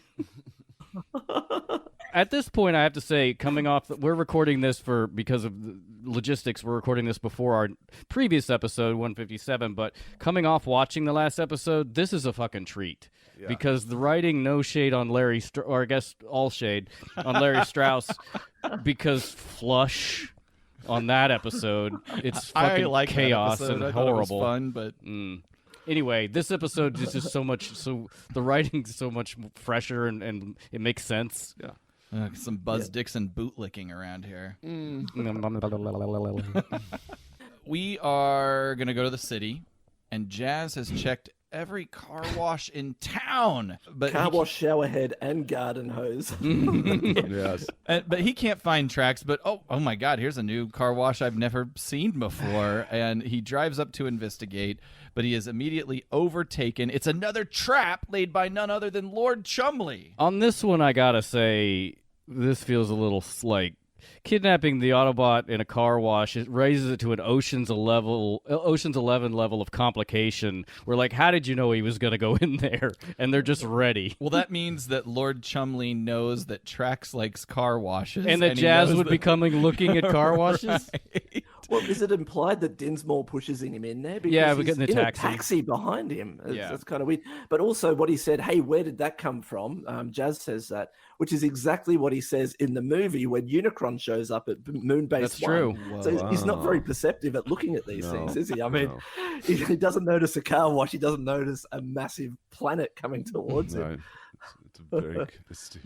I'm still just blown away by who is building these things. This is a building with Dinsmore's I said plural. Yeah. Well, Jazz is zapped and stacked, and it's on to the next hunt. Is this the point where Dinsmore's like, maybe we should pack it in, sir? Or have we not gotten there yet? I don't job. think I noted it. Oh, well, of course he's tired. He's 103. Beachcomber. Yeah. No, that is the one where he says he's bushed. That's it. No, I'm bushed. Chumley says, Dinsmore, where's your spirit? The hunt has just begun. So, it's like, yeah. So he wants to go have a nap, possibly in his coffin. And and Chumley's forcing him to continue on capturing Autobots. What? Why does Chumley in our universe, keeps the oldest version of Dinsmore with him as his main sidekick? Well, they're all. Oh, I just assumed they were all the same age. They're all old. Yeah, I'm just assuming they're all that. I think they all look old, but maybe they've been you mean produced at different times. I see. Like he's the first. Or He do was they the all first. share the He's same 1.0. Yeah. I see. Beachcomber drives up to a toll bridge. He's law-abiding, so he throws in some change. But then the whole booth turns into this metallic arm and claw setup, and he gets snagged like a Japanese tiger. Javanese. I looked it up because I'm like, what could that possibly mean? And so I looked it up and don't. It's a horrible practice. And the Japanese tiger was hunted to extinction in the 70s. Well, at least So Chumley fuck got you, one. Chumley. Chumley got one before they disappeared, so good on him. No, the opposite of that. But then this begs the question: to catch the Javanese tiger, did he set up a fake toll booth operation? And then did the tiger put change in the slot? And the tiger? Yeah. Are you saying that's how he caught the tiger as well? Yeah. Oh my god. And what if the tiger is like me and only carries cards? I'm done. You're fired. It kind of just fades in there, doesn't it? Those arms just kind of appear out of nowhere. And he can do all this in broad daylight. Of course, he's got his hard hat. Yep, he's a union boy in this costume. We've got Grapple. He approaches a random crane operator by the name of Lord Chumley. Chumley knocks some girders from the side of the building that, through the will of luck, they fall to the earth and create the perfect cage for Grapple. It's brilliant. It is brilliant. The Kibalaro tribe would be proud. They would be proud, but I hunted them to extinction as well. Well, actually, the Kinabalu, I think, crested dragon, I think is what that dragon is meant to be a little bit later on. Spoiler alert. That is the reference to being in Borneo. There was supposedly a dragon. Yeah. You may have thought that we were done here. I mean, it feels like 3 captures is plenty, but we are not. Blaster is out in the world. This is the best one. He's keeping an eye on things from a row of billboards. These billboards. Okay, I love billboards and signs in the Transformers universe. One of them says "Don't fly, drive," which I assume they mean "Don't fly, drive," but I don't know what that means. It's a picture of a motorcycle bursting out of a billboard, and then it says "Don't drink and drive." So I guess just a PSA there. The second one is a man and a woman running in the moonlight, and they're kind of obfuscating what it says, but it says something at the island of Paradis. It's paradise without an E. And then we cut to the best one, hand lotion creamy-cream. With a picture of a woman's hands. And that is the one that happens to be right above Blaster. Mm-hmm. I guess her hands aren't too creamy because she has the psychedelic ability to just reach out of the billboard and pick up Blaster. Mm-hmm. And that's where we go to commercial. Bizarre, man. Creamy-cream. Guys, don't fly drive, please. Don't fly drive. Don't drink and drive. We are back from the break. The giant billboard hands literally transform Blaster like a toy against his will into stereo mode and throw him and just throw him into a taxi cab. That taxi cab is driven by Dinsmore and his fare is Lord Chumley. And then they play Blaster and you get a little cold slither. Yeah. That feels like assault. Don't touch this dial. Well, he's already been forcibly transformed. Yeah. Did you think we were done yet? Nope. Because then Dinsmore and Chumley start a goddamn fire and pose as firemen to lure in Inferno. This must have Broadway. I feel like they built this building and then set it on fire. I thought the fire was going to be an illusion, but it is very real. There's a child trapped several floors up. Luckily, we have Inferno to the rescue, here to help the normal fire people. It's like the oldest trick in the Home Alone book. Yes. That'd be funny if he got up there and it was just a Michael Jordan cutout on a train track. It is a dummy, a puppet with the strings being pulled by Lord Chumley himself. There's some jumper cables or something here that just come to life. No, what happened, and this is stupid, but like for some reason it seems like Inferno grabbed the hose from the fire truck and ran in there with it when he is a fire truck. Oh, so that's and the fire truck hose? The fire truck hose is what grabs him like a tentacle. And it breaks off his communicator as well, which is kind of interesting as well. He's trying to communicate on his arm, and it snaps it off. That's why his communication was cut short. Yeah, he tries cut short to Prime. To talk to Prime, and is like, I've been tricked, bamboozled. He does manage. I was going to say that dummy that goes up in flames is kind of unsettling. It is. It really does. Because when Inferno picks it up, the arm falls off, and then it just catches on fire. Yeah. And I guess, is that the only mechanized part? Is just there's a motor that just makes his arm wave? Well, he manages to get enough of a communication to Prime that it alarms Optimus Prime and allows for a change of plans that coincidentally keep Windcharger and Huffer from being murdered. I do like the fact that Prime realizes from the message that something's going on. He orders everybody back to base, and we see, Chumley's traps failing because of it, and they don't capture them. I just want to see more. But what Windcharger does here, like transform and step out of the jumps. trap, isn't that what Bumblebee should have done? Oh, when absolutely. He got trapped by the truck earlier. Chumley is operating the train. Yes, he has a And train. he's wearing a conductor hat. We're at, like, speaking of Lin-Manuel Miranda, the Broadway stage play level of costumes here. They're committed, and I love it. At least he's willing to get his hands dirty. He's just not ordering his Dinsmores to do it all. No, because that's the thrill of the hunt. There's a train situation that tries to trap Windcharger. He gets out of it very easily. Huffer is about to be grabbed and, I guess, drilled to death. It's interesting that he didn't want to capture these guys. He was just going to murder them. Because, it did look like he was just trying to run Windcharger down with a train and drill Huffer to death. I wouldn't have been against that Huffer killing, though. I mean, come on. Yeah. Really, we'd all have been better off. Probably won't work. Oh, I'm dead now? Great. Back at Autobot base, Cosmos calls in to reveal that he has found his friends, and each one is hooked into some kind of one-of-a-kind. Everything is one-of-a-kind. It is very boutique. There is no scale operation that Chumley is working. Chumley's traps are bespoke. Each one wants some kind of unique torture device. It's some cold shit. Cosmos is demanded to beam the coordinates, which he does. Like, is this torture chamber inside or outside? It I'm a must bit be confused. outside. How does it? But it's How does he see yeah, it? because Cosmos can see it somehow. So I don't know. So I guess Unless we should he's hacking into describe the what video feed.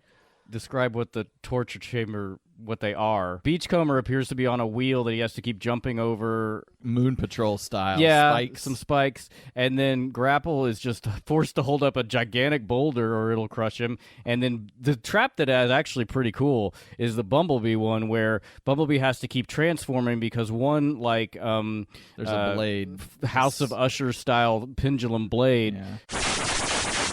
Hey, Ryan here. For the record, I meant the pit and the pendulum, not follow the House of Usher. It comes across him horizontally, and he has to transform into robot mode to avoid it. And then another one comes down vertically toward his head, and he has to transform into a Volkswagen to avoid it. But what about Jazz? What's his torture device? What about Blaster? Yeah, I don't think we see them. Inferno. Yeah, he's not there either. Well, They're Lord- just being forced to watch horrors like like in A Clockwork Orange. Somehow or another, they're going to have to choose which of their friends die. Oh, there's Trax. Never mind. Well, Trax is on a track just with electricity chasing him. It's confusing, but Lord Chumley takes over the broadcast. They still don't know who he is at this point. Chumley's his appellation, and hunting is his occupation. I'm glad I caught you mid-drink. Well done. He taunts Optimus Prime with these visions of torture and Autobot abuse. He issues out a challenge, which Optimus Prime accepts to go rescue his compromised compatriots. Good show. Yeah, after Chumley communicates with him and calls him out, Prime pushes Teletran 1's feedback overload switch and blows up Chumley's communicator. So I've got to say, that's an awesome hack. It is. Yes. That's why you picked this episode. I will say in this episode, Prime is super capable and aggressive, and I like it. The Autobot gang want to get in on this fight with him, but Prime won't have it. This fight is the same way that sex is best. One-on-one. Cue George Michael sound effect. Oh, also... Jesus Christ, you wrote that and we're like, yeah. The guys are going to love this. I really thought it was gold. I also want to capture this soundbite. He's gonna get it. He's gonna get it. See, Finally, enter the Decepticons. Real ones, not the macaroni ones. Impostas. Oh my God. Were you drunk when you wrote this? Shout out to Andre 3000. I stole that from him. Oh. Megatron is hearing the news about this Lord Chumley, and might I say, for a human, he's one of the good ones. Starscream takes the opportunity to consider perhaps Lord Chumley has done more to shake up old Mount St. Hilary in 2 days than Megatron has done in 2 years. Megatron does not take that kindly. You know that's going to That's get an you excellent a backhand. burn. I love that. It is good. I actually, I haven't seen this episode in a long time, and earlier on I made that note, and it was like, oh, Starscream straight up just says it. Okay. Megatron orders the Triple Changers, who are on split screen, to chum up to Chumley and collaborate to collapse this Autobot authority. I love the pause there with Megatron after was it Starscream says, "What's the matter, Megatron? Afraid to do it yourself?" There's like a awkward pause before it cuts away. It's almost like Megatron's response is censored. Like I could imagine him something like, "Oh, fuck off, Starscream," and then he throws the monitor at him or something like that. So this is where, okay. I don't know if you mentioned it yet, Aaron, but That Prime has arrived. Yeah, to Chumley's chessboard. well, Chumley says that it's a well-researched mock-up of Cybertron. And I'm like, it doesn't look any... Is that a joke? I don't really get it, because what we're looking at, or maybe the animators didn't know, because what we're looking at is a castle, what appears to be a fuel refinery, and then in a minute, a dragon. Yeah, how did he do this research? It's sort of like going to Las Vegas Hotel New York for the real NYC experience. Except there's not any identifiable landmarks at all. No, it even doesn't. There's in this nothing world. at all like Cybertron. Right off the bat, Optimus Prime gets attacked by the fucking Borneo dragon that you guys mentioned earlier. Mm-hmm. This reptile is relentless, and after a small but stressful scrap, the dragon takes a forever nap because Prime throws it down a bottomless chasm. Yeah. I love Dinsmore's "too bad he fell in the drink" remark. Yeah. And this is what my brother and I used to say all the time to each other. Like when we were playing video games and we were kind of like watching the other one play, when they died, it would be like, "Too bad he fell in the drink," and that would be like a burn on the other one. So we kind of get a bit of a jab, and it was like we'd put in a bit of a melody to it. It was like, "Too bad he fell in the drink," and that would really piss us off. Wow. Especially after you've just lost a life in one of the video games. You have your brother there giving you a bit of a jab with "too bad he fell in the drink." And that was a running thing for years and years, which is what I absolutely loved about this episode. That's this awesome. line just brought back so many memories of us just burning each other in video games by saying that line, because it would just shit us no end. It was just excellent. I love What it. an incredible personal meme. I know. I know, right? A meme among two An people. analog meme. Ryan, you thought you had a prediction of what this favorite It line was not that. I was going to say, there's no way it was the drink line. What line did you think it was? We'll get there. I will say that, like, it is funny. I've said this before, but like NES games in particular, whenever you play them as a kid, you're like, this game is cheating. This game isn't fair. But also, it was like you just assumed that the game, you just weren't good enough. But then looking back, like, a lot of them are programmed really fucked up. Like, so. It's true. Especially the arcade ports, because arcade games are meant to fucking feed quarters into, so they're meant to be hard, but then you port it to an NES, and it's like, okay, well, no continues? Great. Yeah, the Ninja Turtles arcade machine game, I think, was one of those ones that was too easy on the NES compared to the arcade. That's a great game, though. That's Aaron and I I'll take played either that. version. Not well. It's been a while, but yeah. Just imagine someone sitting behind you saying, "Too bad he fell in the drink" Too every bad time you died. Fell in the drink. Too bad he fell in the drink. Release the nets. Optimus Prime ducks an energy lattice, but still ends up in captured status. And it's time for a capitalism. I love how he mocks the net, saying, "Oh, is this all you've got?" And then he gets immediately captured by the In net. another net, yeah. Or the same net. It's not really clear, but Well, yeah. And then we go to commercial in just a second. And also the battle damage that Prime takes is remarkably consistent. He has 2 wounds in his shoulder from the dragon, which later the Scorpion will use as leverage, but that stays consistent throughout. It does, and this, I think, is the first time in any of the episodes where they've kind of had that battle damage stay with them. Yeah. It's like, and this, I guess, captured my imagination as a child, to see that they could actually be damaged and stay damaged. You get the massive holes in their shoulders, and then you get to the movie and they get absolutely destroyed.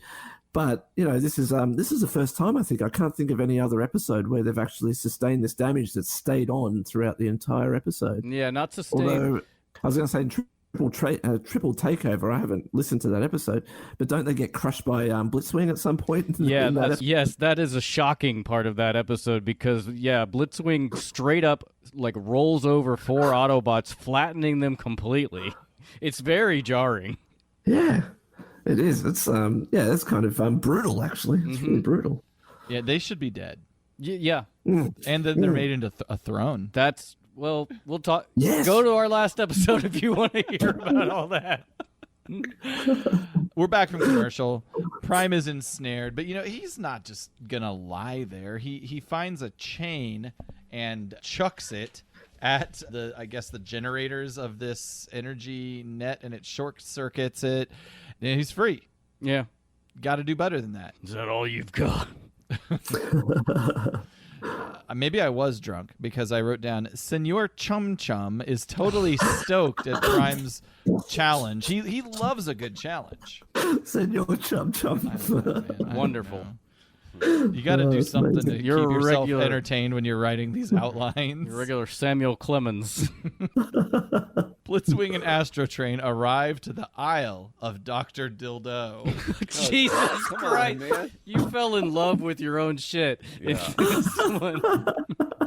They see Optimus Prime and an opportunity to take him by surprise. This is the point, like, again, with Triple Takeover, like, Hasbro is really pushing these triple changers. Although I don't know where Octane is, like, why he's not involved. I don't think he's a Season 2 bot. I don't think he comes around till S3. Really? Yeah. Oh, okay.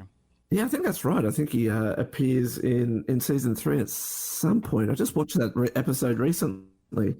But yeah, I don't think he's a Season 2. Yeah? I know he's in the Ghost of Starscream episode is kind of his spotlight. The Triple Changers make a huge deal out of being sneaky, and Blitzwing walks around a corner and just trips on a pipe. And Astrotrain calls him a clumsy fool, but I don't know why that pipe was there either. The Triple Changers manage not to be discovered as Prime continues his walk through the compound. Optimus Prime happens across a sweet little Raquel Welch-looking lady, but Prime ain't no sucker. He walks right past that dog shit like it was me mowing my backyard. But he says there, I say, that's not quite cricket, is it, sir? That's what Dinsmore says. Do you know what that means? I assume it means that's not... Like, I don't know specifically what it means, but I would say, like, well, that doesn't seem sporting. Yes. Okay. Yeah. Absolutely. And we see that a lot actually in Australia. You see the term "not quite cricket" quite a lot. I mean, it comes up a lot, not just in cricket, but in a whole bunch of different scenarios. I just thought it was kind of interesting that they had that here in this episode. And yeah, it's not fair and it's not sporting. So I'm assuming that's because cricket is, a gentleman's game. And that if it's not cricket, then you're not playing by the rules. Oh, so the Prime walks by this woman who's at a trap, and he's like, "Not today, Chumley." And it's so I guess the fact that Dinsmore is like, "Well, you're baiting him in an unfair way," but it doesn't. But all of the traps. This has all been bait-based traps. Yeah. So Blitzwing and Astrotrain, they're still following Optimus Prime. They're wondering why he didn't save the human. Remember, they didn't see him murder that dragon a few minutes ago, so they don't know that Prime right now gives no fucks. Blitzwing goes to stomp the damsel. I know. But of course, it's a trap, and he gets covered in slime. I don't know if you have this in Australia. You can't do that on television style. Oh, yeah. Oh, yes. I used to love that show. Love it. That's the way it happened when you said, "I don't know." Mm-hmm. Yes. How cold-blooded. They were just going to murder her because she was there. She's just some stupid flesh creature. And normally This the just slime... reminds me of the opening scene in the Blob in the 1980s version of the Blob, where he comes down and it's like, oh, I can't get out of the Blob, and she pulls the arm the arm off as he's being attacked by the Blob. That's kind of what this conjures up memories of. Blitzwing sitting in the Blob. By the way, very underrated 80s movie remake is The Blob. It's great. Yeah, I love that movie, actually. Prime made some kind of joke or comment here that I really... Amazing. A booby trap that actually catches boobies. You're the best around. That's how I felt after I saw that. I don't understand the reference. It's from a song. No one's gonna ever keep it in. Theme song from Karate Kid. But what does it have to do with the boobies? It's just a celebratory activity. It's like a triumph of phrase. That actually captures. Yeah. That's the line that I thought you were talking about, Mike. Okay. That is a good line as well. Yeah. Anyway, yeah, I love that part. That's Boobies, awesome. do they still exist or are they extinct? Blue-footed boobies are yeah, they're around. Okay. No, they're around. I went to the Galapagos before COVID, and they're there. They've got a picture of them up on my wall here. I love the blue-footed booby. And in fact, actually, there was a lot of people walking around in there with T-shirts on saying, I love boobies. Clever. Cool place to be. I was looking to see the boobies on your wall, but it must be an angle that I can't. I would like to see that meme, the Thug Life meme, where the shades and a blunt come down over Optimus Prime's face, and a blunt flips into his face mask. If you have the ability to make that, make it. Did I share with you guys the picture my girlfriend took of me when I was sleeping in the living room? Oh, and she thug lifed you? Yeah, this. I recall. Did she draw that? It's basically just I was passed out and she put a blunt in my mouth with sleepy eyes. That's amazing. Chumley confronts Optimus Prime in a robotic scorpion. He's not in it, but yeah, he's got a view screen. Yeah, he's got a view screen. He and Dinsmore both seem to have some level of control over this thing. Yeah, it's like in the run. I think it's the game Run and Gun or something like that. It's an arcade where one of you controls the car and the other controls the gun. It's an arcade game. I want the gun. That's what I want to control. To Ryan's point, yeah, it sinks its hooks into the hole created by the dragon. It's quite an attack, but right as Prime is about to be victorious, Astrotrain just shows up and shoots him in the back. Mm-hmm. Yeah, Prime's taking this thing apart, and then, Astrotrain blasts him, and Chumley is like, What? You've ruined my trophy! The glory of the hunt has been taken from him. Lord Chumley pops Astrotrain at this point, and I guess also Blitzwing off camera, and strings them up along with the Autobots. He'd sooner take the help of an aardvark than these two buffoons. Chumley, he says, Decepticons, trust them to spoil the hunt. And Dinsmore's response is, yes, sir, just like the Humane Society. Which is very funny and sad. It is amazing. It was a great line. Meanwhile, Bumblebee and Grapple conspire to contact Optimus Prime. Bumblebee sends, I guess, some sort of indicator to Prime, a homing so that beacon. He can locate their location. At this point, I didn't have a lot of notes for the next couple minutes because I was just kind of enjoying the episode. So I didn't have anything to write other than I like this. Is this our first? I guess it's not our first human antagonist, but it's definitely the best human antagonist. Yeah. What was another one? Yeah, absolutely. And I wonder Dr. why didn't they just take Prime away as well? I mean, Prime, they took Astrotrain away. Because that's not satisfying. But why did... he wants the hunt. I mean, Dinsmore says something about making him into a coffee table. I mean, that would be good too, wouldn't it? I mean, Dahmer style. Yeah. No, look what you opened up. I mean, it depends on your perspective. Yeah. You're thinking more Ed Gein. See what you did. Apologies. Dahmer just kept a pot full of dicks and painted them white and he kept the bones and stuff, but he didn't make furniture out of them. That was Ed Gein. And that was just people he dug up in the cemetery. It's a fairly victimless crime. He did murder two women, but the coffee table. He made a chair out of somebody, and the chair was had a skin draped over it, and he had a bunch of pussies. See, I knew this was bad. Yeah. Chumley wants to discard his Decepticon detainees as he plots their unplugging. He sees that Prime is still chugging along. So the hunt is back on. Mm-hmm. Through bear traps, saw blades, Prime progresses. Prime gets a spider to bite itself. Oh yeah, I completely forgot there was another mechanical being. This weird spider. I guess if a spider bites itself, it's not immune. I don't know. I don't think, because spiders eat each other all the time. It's true. So, yeah. I mean, you'd think you'd make a mechanical spider immune to, but I guess it's just acid. Must be. And he talks about it being Mrs. Black Widow as well. Yes, so, he does. Don't you know it's dangerous to play with poison, Mrs. Black Widow? It's kind of Also, technically, it's venom. interesting. I think Yes.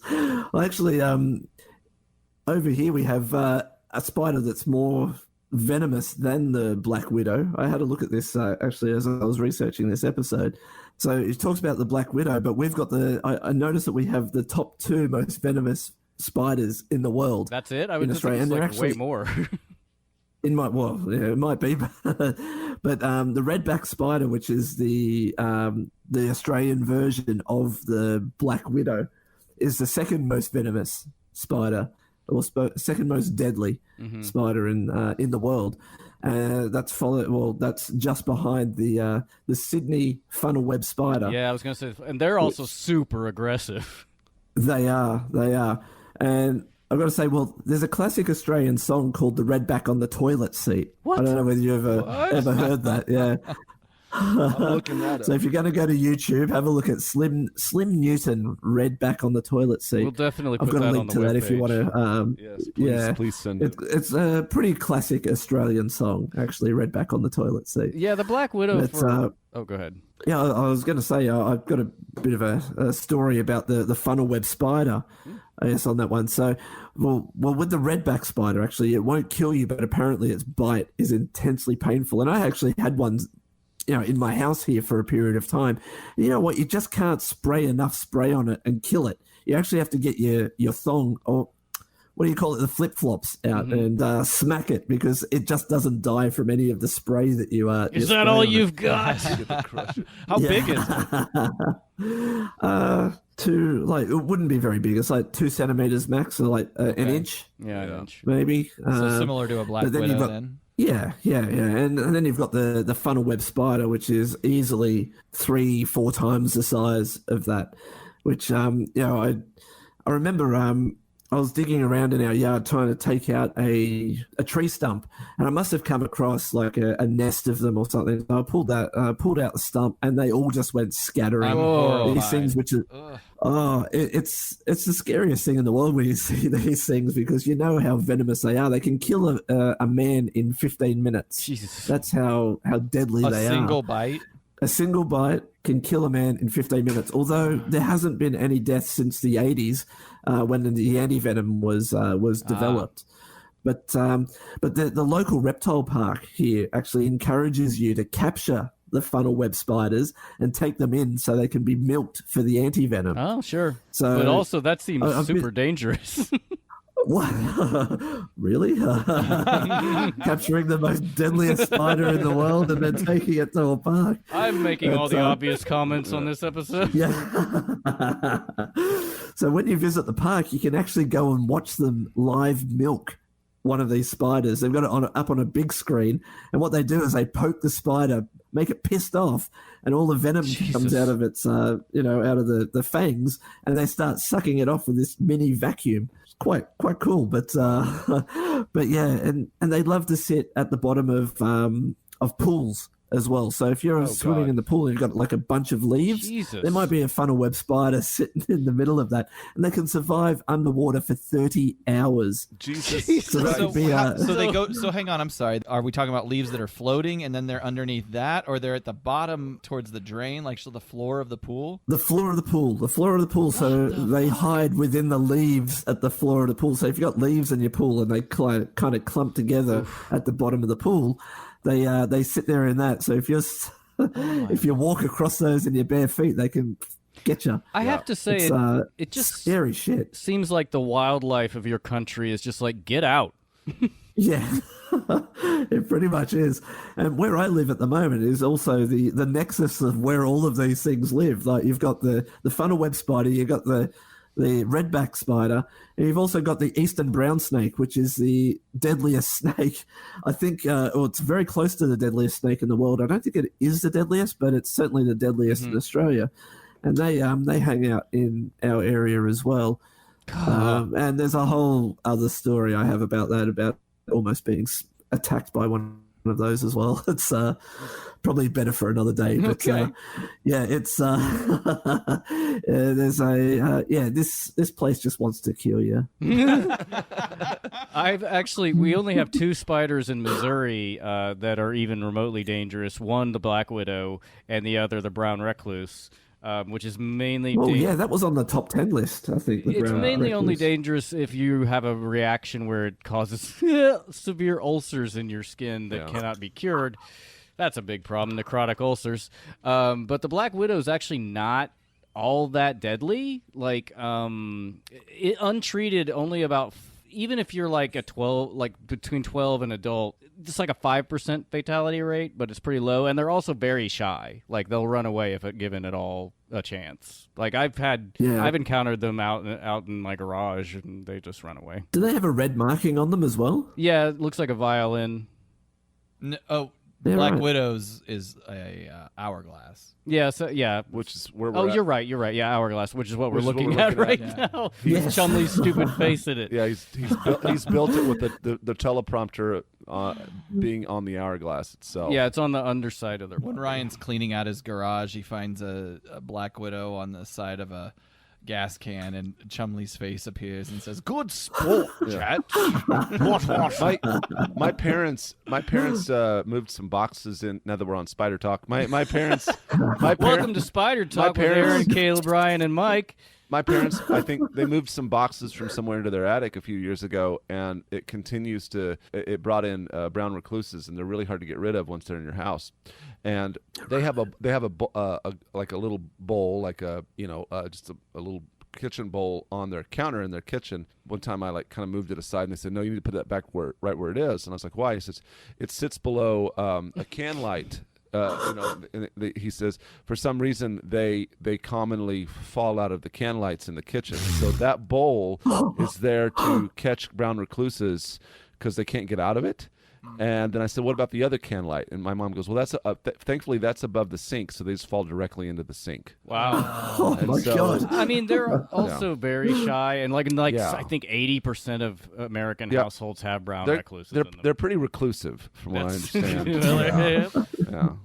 Well, on the list that I'm looking at here, it's number 9 on the world's most deadliest spiders. Yeah. They're just with number 5 being the Black Widow. Yeah. Are the bites substantial? Like you could feel it and you'd know you got bitten by them? Because I feel like most spider bites, and I think even including a brown recluse, it's not any worse than a mosquito. I know that with the brown recluse, it has to be pressurized. So it's like if you put your foot in a shoe. Or something like that. Like they can't penetrate your skin unless there's pressure on them. So that would mean he's on his back, just chilling in your shoe, and put your foot on his face. Well, now we're into some kind of weird pornography. That reminds me of a story where I had, I was going into the pool at our place, and we've got, I had those flippers, and they were just sitting outside, and I put my foot into one of them, and a massive huntsman spider came. I felt something crawling at the bottom of my foot. I flicked it out, and this massive spider just wandered out of it. Yeah, I've always checked my shoes ever since. Yeah, that's a good practice for everyone. Yeah. Thanks, Lord Chumley, for taking us to Horror Town here. Yes. So everybody go watch Arachnophobia. Chumley, he's guiding this. I guess, is he controlling it, or does it control itself? It seems to be automated, but it doesn't matter. And then Prime breaks off all its limbs, or most of its limbs, and then makes it bite itself. Yes. And then Prime, I can't even really begin to explain what happens next. Prime appears to be running Oh, down it's a very tunnel. confusing. Chumley commands the tunnel to rotate, which trips up Prime for a bit, and then Prime just smashes through a Okay. computer monitor in the trophy room. So there's a lot here. First of all, yes, Prime's running down this tunnel, and it starts rotating. But then also, I don't know if you noticed, it starts collapsing. Okay. And that's when Dinsmore says, "It's going to ruin your trophy, sir." And then, yeah, Prime reaches, I guess, the end of the tunnel and punches through the view screen that Chumley's watching and then leaps out of it. It's so weird. The back of the view screen is at the end of the Of the tunnel. and they have a camera on, Yes. on the back of the view screen. That's how that works. Yep, precisely. That's amazing. It's basically like, yeah, punching through a window. I do love this where Dinsmore goes and hides in the tank. Yeah, that's really good. That's the last we see of him as well. I think It's isn't he? true. He just hides Yeah. out there forever. Good for him. So Prime is just Kool-Aid Man style, Yeah, he's busting through every single wall that he can He's find. over it. He's over it. Chumley frees Blitzwing and Astro Train on the The contingency that they'll attack Prime. right, which they deceive Chumley. They really want to crush a human. Yeah, they tried to stomp him out here, How but does it feel to be hunted? Optimus Prime. Give him a damn good thrashing, I think he says. Oh, Jesus. Have you guys ever seen Faulty Towers, Yeah. the British comedy? Yeah. It just reminded me of that scene where Basil Fawlty comes out and thrashes his broken down car with the tree branch. I'm going to give you a goddamn thrashing, and he comes out and starts belting his car with a tree branch. And it's just what I remembered from this. It just brought up memories of that when I heard, "Give him a good thrashing." Obviously, that'll be on the website. Very good. Blitzwing and Astro Train, they're trying to stomp Chumley, but approaching are the freed Autobots, which then creates the need for the Decepticons to retreat. And then Well, Prime if you have a look at all of the Autobots that are there, sorry, cut you off, but half of them are not the ones that were actually freed. Like there's who else is in there? There's like Ironhide and Ratchet and Wheeljack, I think, and Prowl and Smokescreen. Like, where did they come from? And whatever happened to Grapple Tracks and Beachcomber? They're not even in that. I didn't even notice that, but you're right. It's just random Autobots. and the way this episode went, I would be shocked that they didn't include the capture scenes of those Autobots. Yes. Yeah, Feels Prowl like was they over showed there. everybody. Blue Streak. Yeah. Ironhide, there's Wheeljack. Yep. Is that Wheeljack in the background? I think so. The only ones who were captured are Bumblebee and Jazz. Yes. Very nice. Well, the Decepticons, the Triple Changers retreat, and Prime takes his trophy. He's just, yes, you got to get this line. No point in chasing after them. Here's the trophy I want. That's what that shows Chumley cowering in the corner. That's the part where I would have loved if Prime picked him up and just squeezed him until his head popped off, And then mounted his head. mounted his head in the arc. I just imagine that as exactly what Saddam Hussein would have looked like when the U.S. forces captured him his when he was spider hiding hole? out in his... Yeah. Yes. Optimus Prime sees to it that the supersonic Soviet spy jet is returned to its proper owners with Chumley hogtied to the top of it. Yeah. Do you think he was there the whole flight? That certainly would have killed him. And from this point on, the Cold War is over, fellas. We'll never have to worry about it again. Our relationship with Russia to this day is one of complete Mwah. amicability. Yeah. Trust. Yeah. Partnership. They never tried to skew our elections. Let's not act like the CIA doesn't try and skew every election. Oh, for sure. South of the border. Okay, that's it. End of the episode. I should note that Lord Chumley returns in the TF Reanimated issue 11. Check it out at transformersreanimated.com. Greg, Yoshi, Damon Blatt did the cover. I returned as fan favorite character Mud. Mm-hmm. I was also on that. I did some voices as well. No, you didn't. Always trying to take everything away from me. You're trying to steal my shine as Mud. You had, well, didn't you record it and email it? Yeah, I did. I You wasn't weren't I did- even there. I didn't even record it live.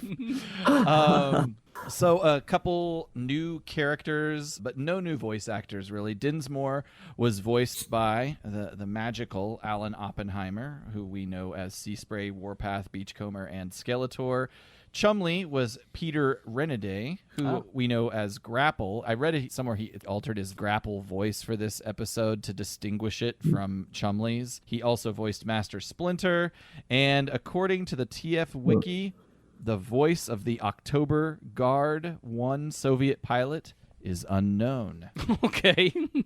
And Buzz's only other episode is Carnage in C minor, so that's how you know that this is his Hector Ramirez script. Gotcha. Because there's nobody that fits that description at all. Yeah, I got in something season about 3. that. Okay. Well, at this point, we typically would go to In the real world. Ryan. Don't mind if I do. All right. Okay. In the real world, Prime Target aired November 14th in 1985.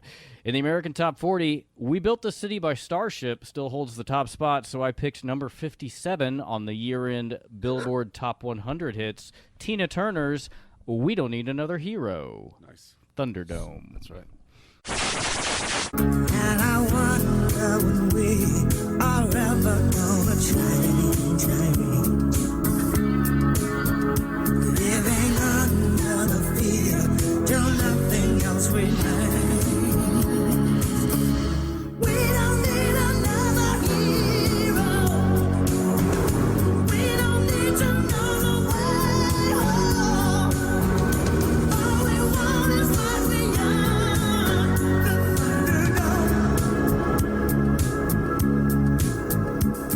Thunderdome. Caleb, I knew you'd like this.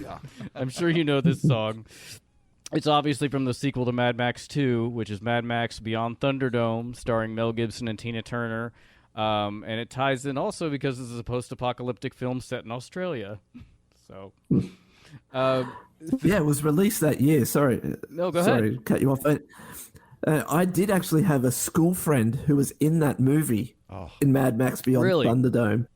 Yeah, and he's listed on IMDb. His name's Flynn Kenny, and that's his only movie credit as one of the little ones. Yeah. So I don't think it really launched his career. Yeah, it's awesome though. Yeah, so that was a year that I think 1985 was the year that was released. I don't remember seeing him too much through through primary school, so I think he might have tried going to the big city to realize his ambitions as a movie star and then failed. Oh, Sorry, It pal. happens. It happens more often than not. I'm ended sure. up being like, just Yeah, it don't does. get it in my eye.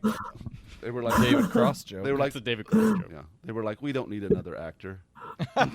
Good job. Beautiful. This song peaked at number 2 on the Billboard Hot 100 behind St. Elmo's Fire, and it was number 3 in the UK, number 1 in Canada, Australia, Germany, Poland, Spain, and Switzerland. Number 1 at the box office, Once Bitten, the Jim Carrey vampire comedy vehicle we talked about before, was still reigned supreme. So let's talk about a 1985 classic, Fright Night. I guess I didn't realize Jim Carrey. Maybe I didn't hit That it far back. Yeah, Right. We talked about this on a whole episode. that's before In Living Color.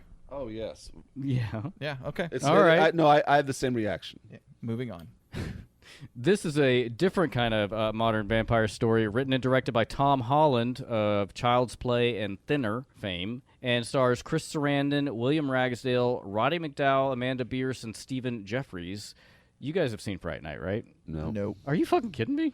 I know, right? Wow, that's surprising. Michael, have you seen Fright Night? I have not, but I know that Marcy from Married with Children is in it, which I think Yes. was Amanda Bierce. Yes, yeah. it's Amanda Bierce. Yep. Yes. I love this movie. It's basically the plot is young Charlie Brewster, played by Ragsdale, who also is in Mannequin 2, Okay. another movie that's great. Go watch I've seen that. I've seen that. Well, Me too. Yeah. wow. Yeah. That's haven't. it's so much weirder. Charlie Brewster discovers his next-door neighbor, Sarandon, is a vampire. Nobody believes him, so Charlie asks Peter Vincent to help. Vincent is a down-on-his-luck actor who starred in vampire hunter films like a Christopher Lee guy, but now he hosts a late-night horror movie program. This movie spawned a sequel in 1988 and a remake in 2011, which is not great. It's also followed by a sequel in 2013. The movie grossed about $24.9 million on an $8 million budget, so it crushed pretty hard. Roger Ebert, historically kind of a dickhole on horror movies, gave this film 3 out of 4 stars, writing, "Fright Night is not a distinguished movie, but it has a lot of fun being undistinguished." And I love this movie, and you should go watch it. And I would have been Charlie Brewster, who was like, my neighbor's a vampire. I gotta kill him. I would have loved it. Cool. And then I just threw him up for murder because he was just a guy. Just on the last part of that, Fright Night has also spawned comic books, novels, a video game, and a Carnegie stage adaptation. There's a huge piece of pop culture I'm not dialed in on at all. It seems like you guys just don't like horror movies. Yeah. It's not that I don't my like genre it. of choice. I don't just hate because them. I haven't seen it doesn't mean I don't like it. Well, then disinterested. It's just not on my radar. It's not a priority for me. Sorry. No, you're right. Okay. So yeah, I will cede my remaining time to the gentleman from Australia. All right. Well, I couldn't find the number one movie in Australia for that time period, but I do note that the number one song on November 14th, 1985 was Aha's Take On Me. Mm-hmm. So I think you've covered that one before on one of the previous podcasts. Yeah. I think. But I've also got another take on in the real world. On November 14, 1985, I've got an article from the Sydney Morning Herald, which is a Murdoch newspaper, that ran an article about, with the headline, "Forget brooms and mops for buses." And I'll read you the first 2 paragraphs from that, which is kind of scary. But so it starts off, 3 giant vacuum cleaners which suck rubbish out of buses are part of high-tech equipment at the Urban Transit Authority's new $11.5 million Port Botany bus depot, which was opened last week. The machine clamps onto the bus door and creates a mini whirlwind inside the bus. This sucks loose rubbish into a 10-meter chimney stack. It is valued at $1 million. Now, that just sounds like something from Wheeljack's laboratory, doesn't it? Or Lord Chumley's. That is wacky. Oh, my God. That is unbelievable. I tried looking up to see what this machine actually did, or if there's any kind of video footage of this thing working. I have a feeling that it was scrapped pretty quickly after that. I can't imagine anything.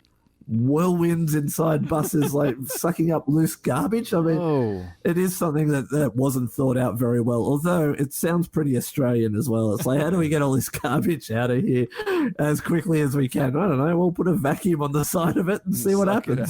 It also seems way more overthought and like technological than just like a guy with a vacuum going through the bus. Yeah, it's like the headline was forget what mops and brooms. Or what'd you say? Yeah, it was forget brooms and mops for buses. Yes. I'd say don't forget them. Use them. Good Lord. It's like the bus companies are saying, we got to cut back, guys. Our margins are too thin. What are we going to do? Let's replace the guy who sweeps it out at the end of the day. With a $1 million device. Is he Dr. Evil? The payback on that is like 37 years. It's just amazing. I just can't imagine a whirlwind inside a bus. I mean, imagine like Coke bottles and stuff like that. Like, they'd be shattering windows and everything. It'd be great. Yeah. What's going on with rubbish inside Australian buses? I mean, buses are never good anywhere. Yeah, they're cesspools at the best of times. Yeah. You bringing up Rupert Murdoch makes me think it's amazing to think about how much Australia is in charge of our right-wing propaganda machine. Thanks, absolutely. Thanks, Australia. Although the true right-wingers are moving away from Fox News and going to more trusted sources like Newsmax and One America. Yahoo Answers.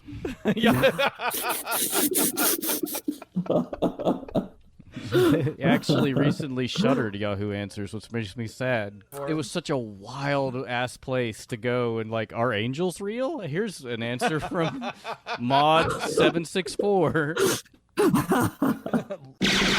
Rip Deviations. Oh, shit. Okay.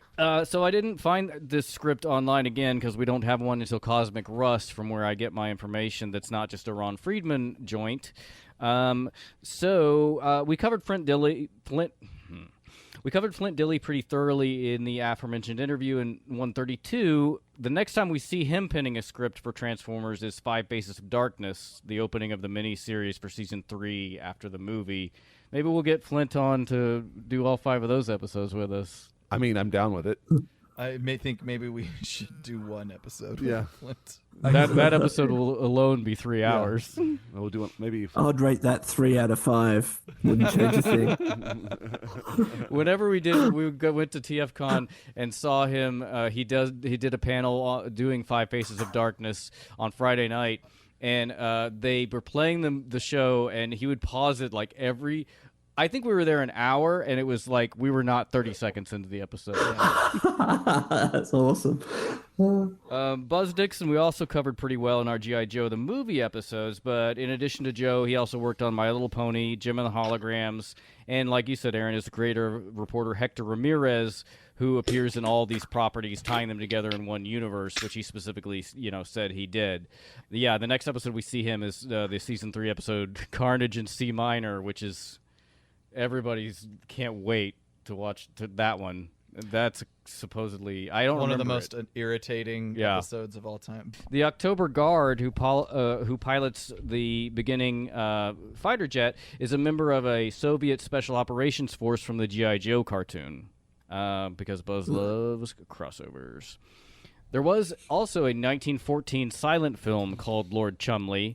The summary is, after Gaspar Lesage and his cohort Blink Blunk are released from prison, they plan another robbery. And honestly, for the silent film era, the rest of the summary is very long and complicated, so if you want to go read it, it's shocking because like silent films were only 20 minutes long, and this is like paragraphs of information of what happened in this movie. What was the name again? Blink Blunk? Blink Blunk. B-L-I-N-K, like blinking your eyes, and then B-L-U-N-K. Like the past tense of blinking. I had past perfect. I had blunk. I blunk my eyes yesterday. Yeah. And like we've mentioned, Flint and Buzz are still friends. Like you met them, Aaron, together eating lunch in TFCon LA. It was dinner, but yeah. Well, I interrupted it. Yep. To make my presence known. Weren't you pissed when you were when you walked up to them? I don't think I was belligerent. I think I was. I was. Probably a little drunk. Yeah. I think I was mildly tipsy. Yeah, sorry. I don't think I was. Pissed here is no. Being drunk. He got it. I understood. I understood the reference. I think I had been drinking, but I wasn't schnockered, as we might say. Like, I'm sure I'd had a few because you were still about in control all I of your did. faculties. But I also gave them APDC buttons pin set. I can't remember if it was number 1 or number 2. Hey, Flint, Buzz, let us know which set you've got. We'll make sure you get the other one. We know you listen. Ron Friedman did recently request our friendship on Facebook. It's true. Where we don't go. Ooh.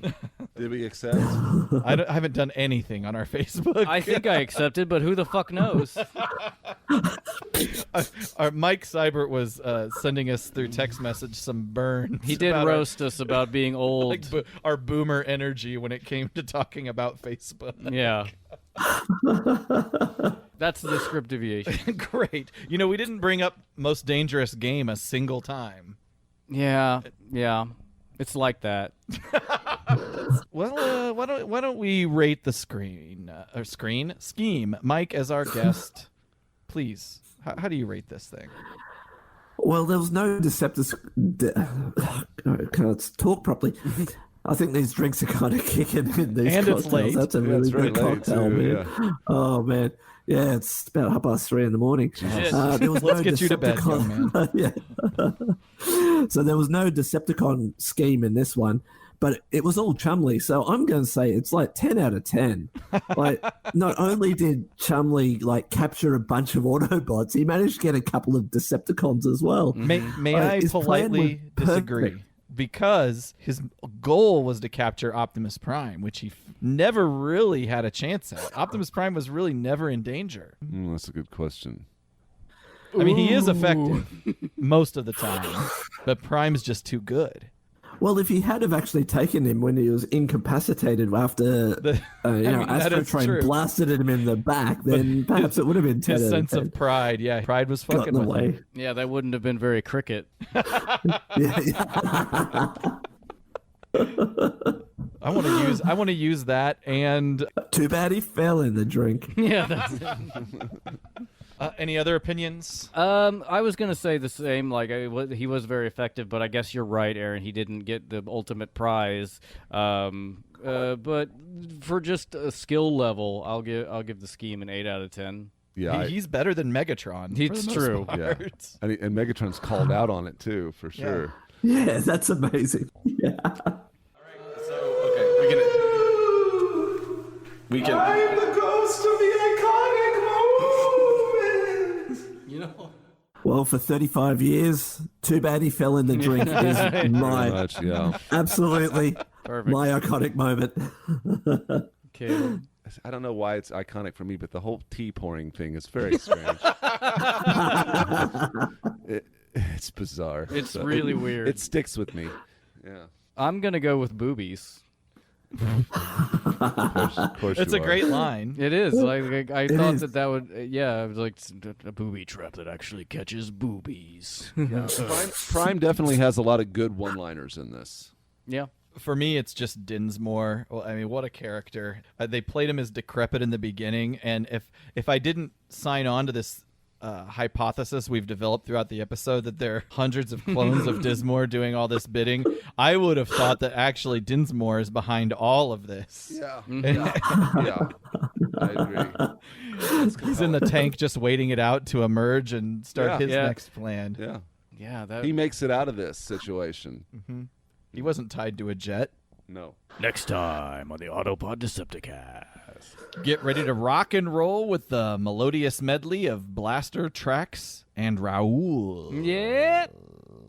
So with that, Mike, it's very late your time, well past your bedtime, I'm sure. It's been a pleasure having you on and getting to know you. I want to wish you luck with keeping the people of not just Australia, but the whole world safe from cyber criminals. If you're a small business and don't want to end up like JBS, what do we do? Where do they go? How do they connect with you and learn more? Well, just drop me a line over on Twitter at cyber_informer. I'll be there to answer any questions or kind of just keep in contact with anyone who wants to ask any questions. I'm happy to help out in any way. Excellent. Awesome. And then for those who may be interested in a rap battle for $5, you can have Burton M6. And he'll craft your battle for you or maybe get you battle hardened. Now you're gonna get some competition where it's just like I'm the cyber deformer.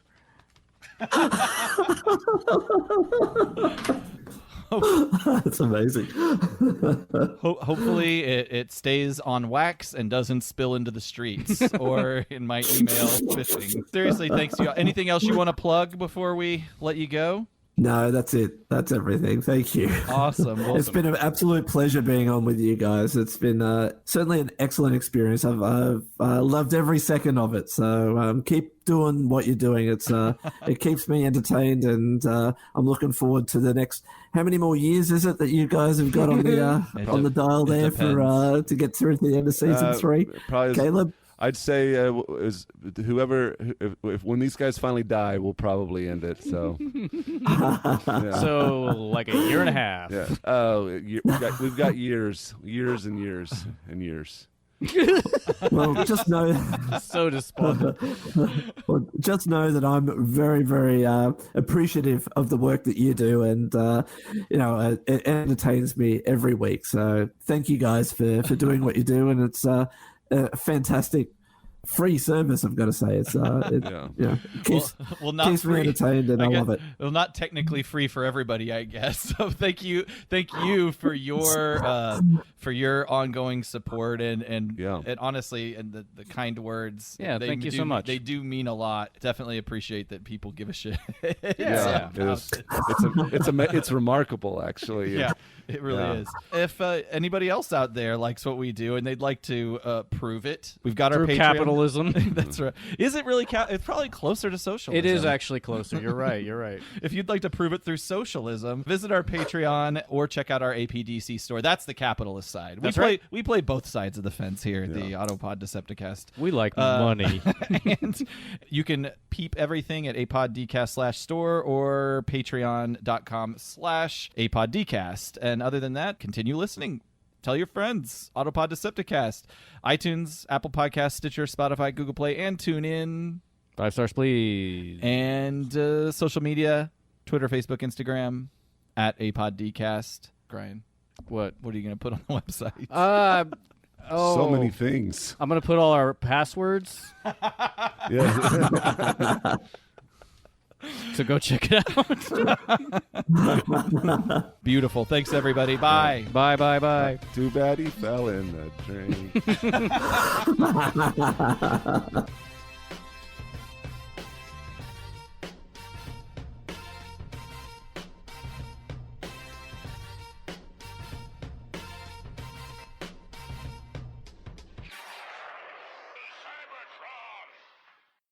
Cells is the sponsor of Autopod Decepticast. Yes.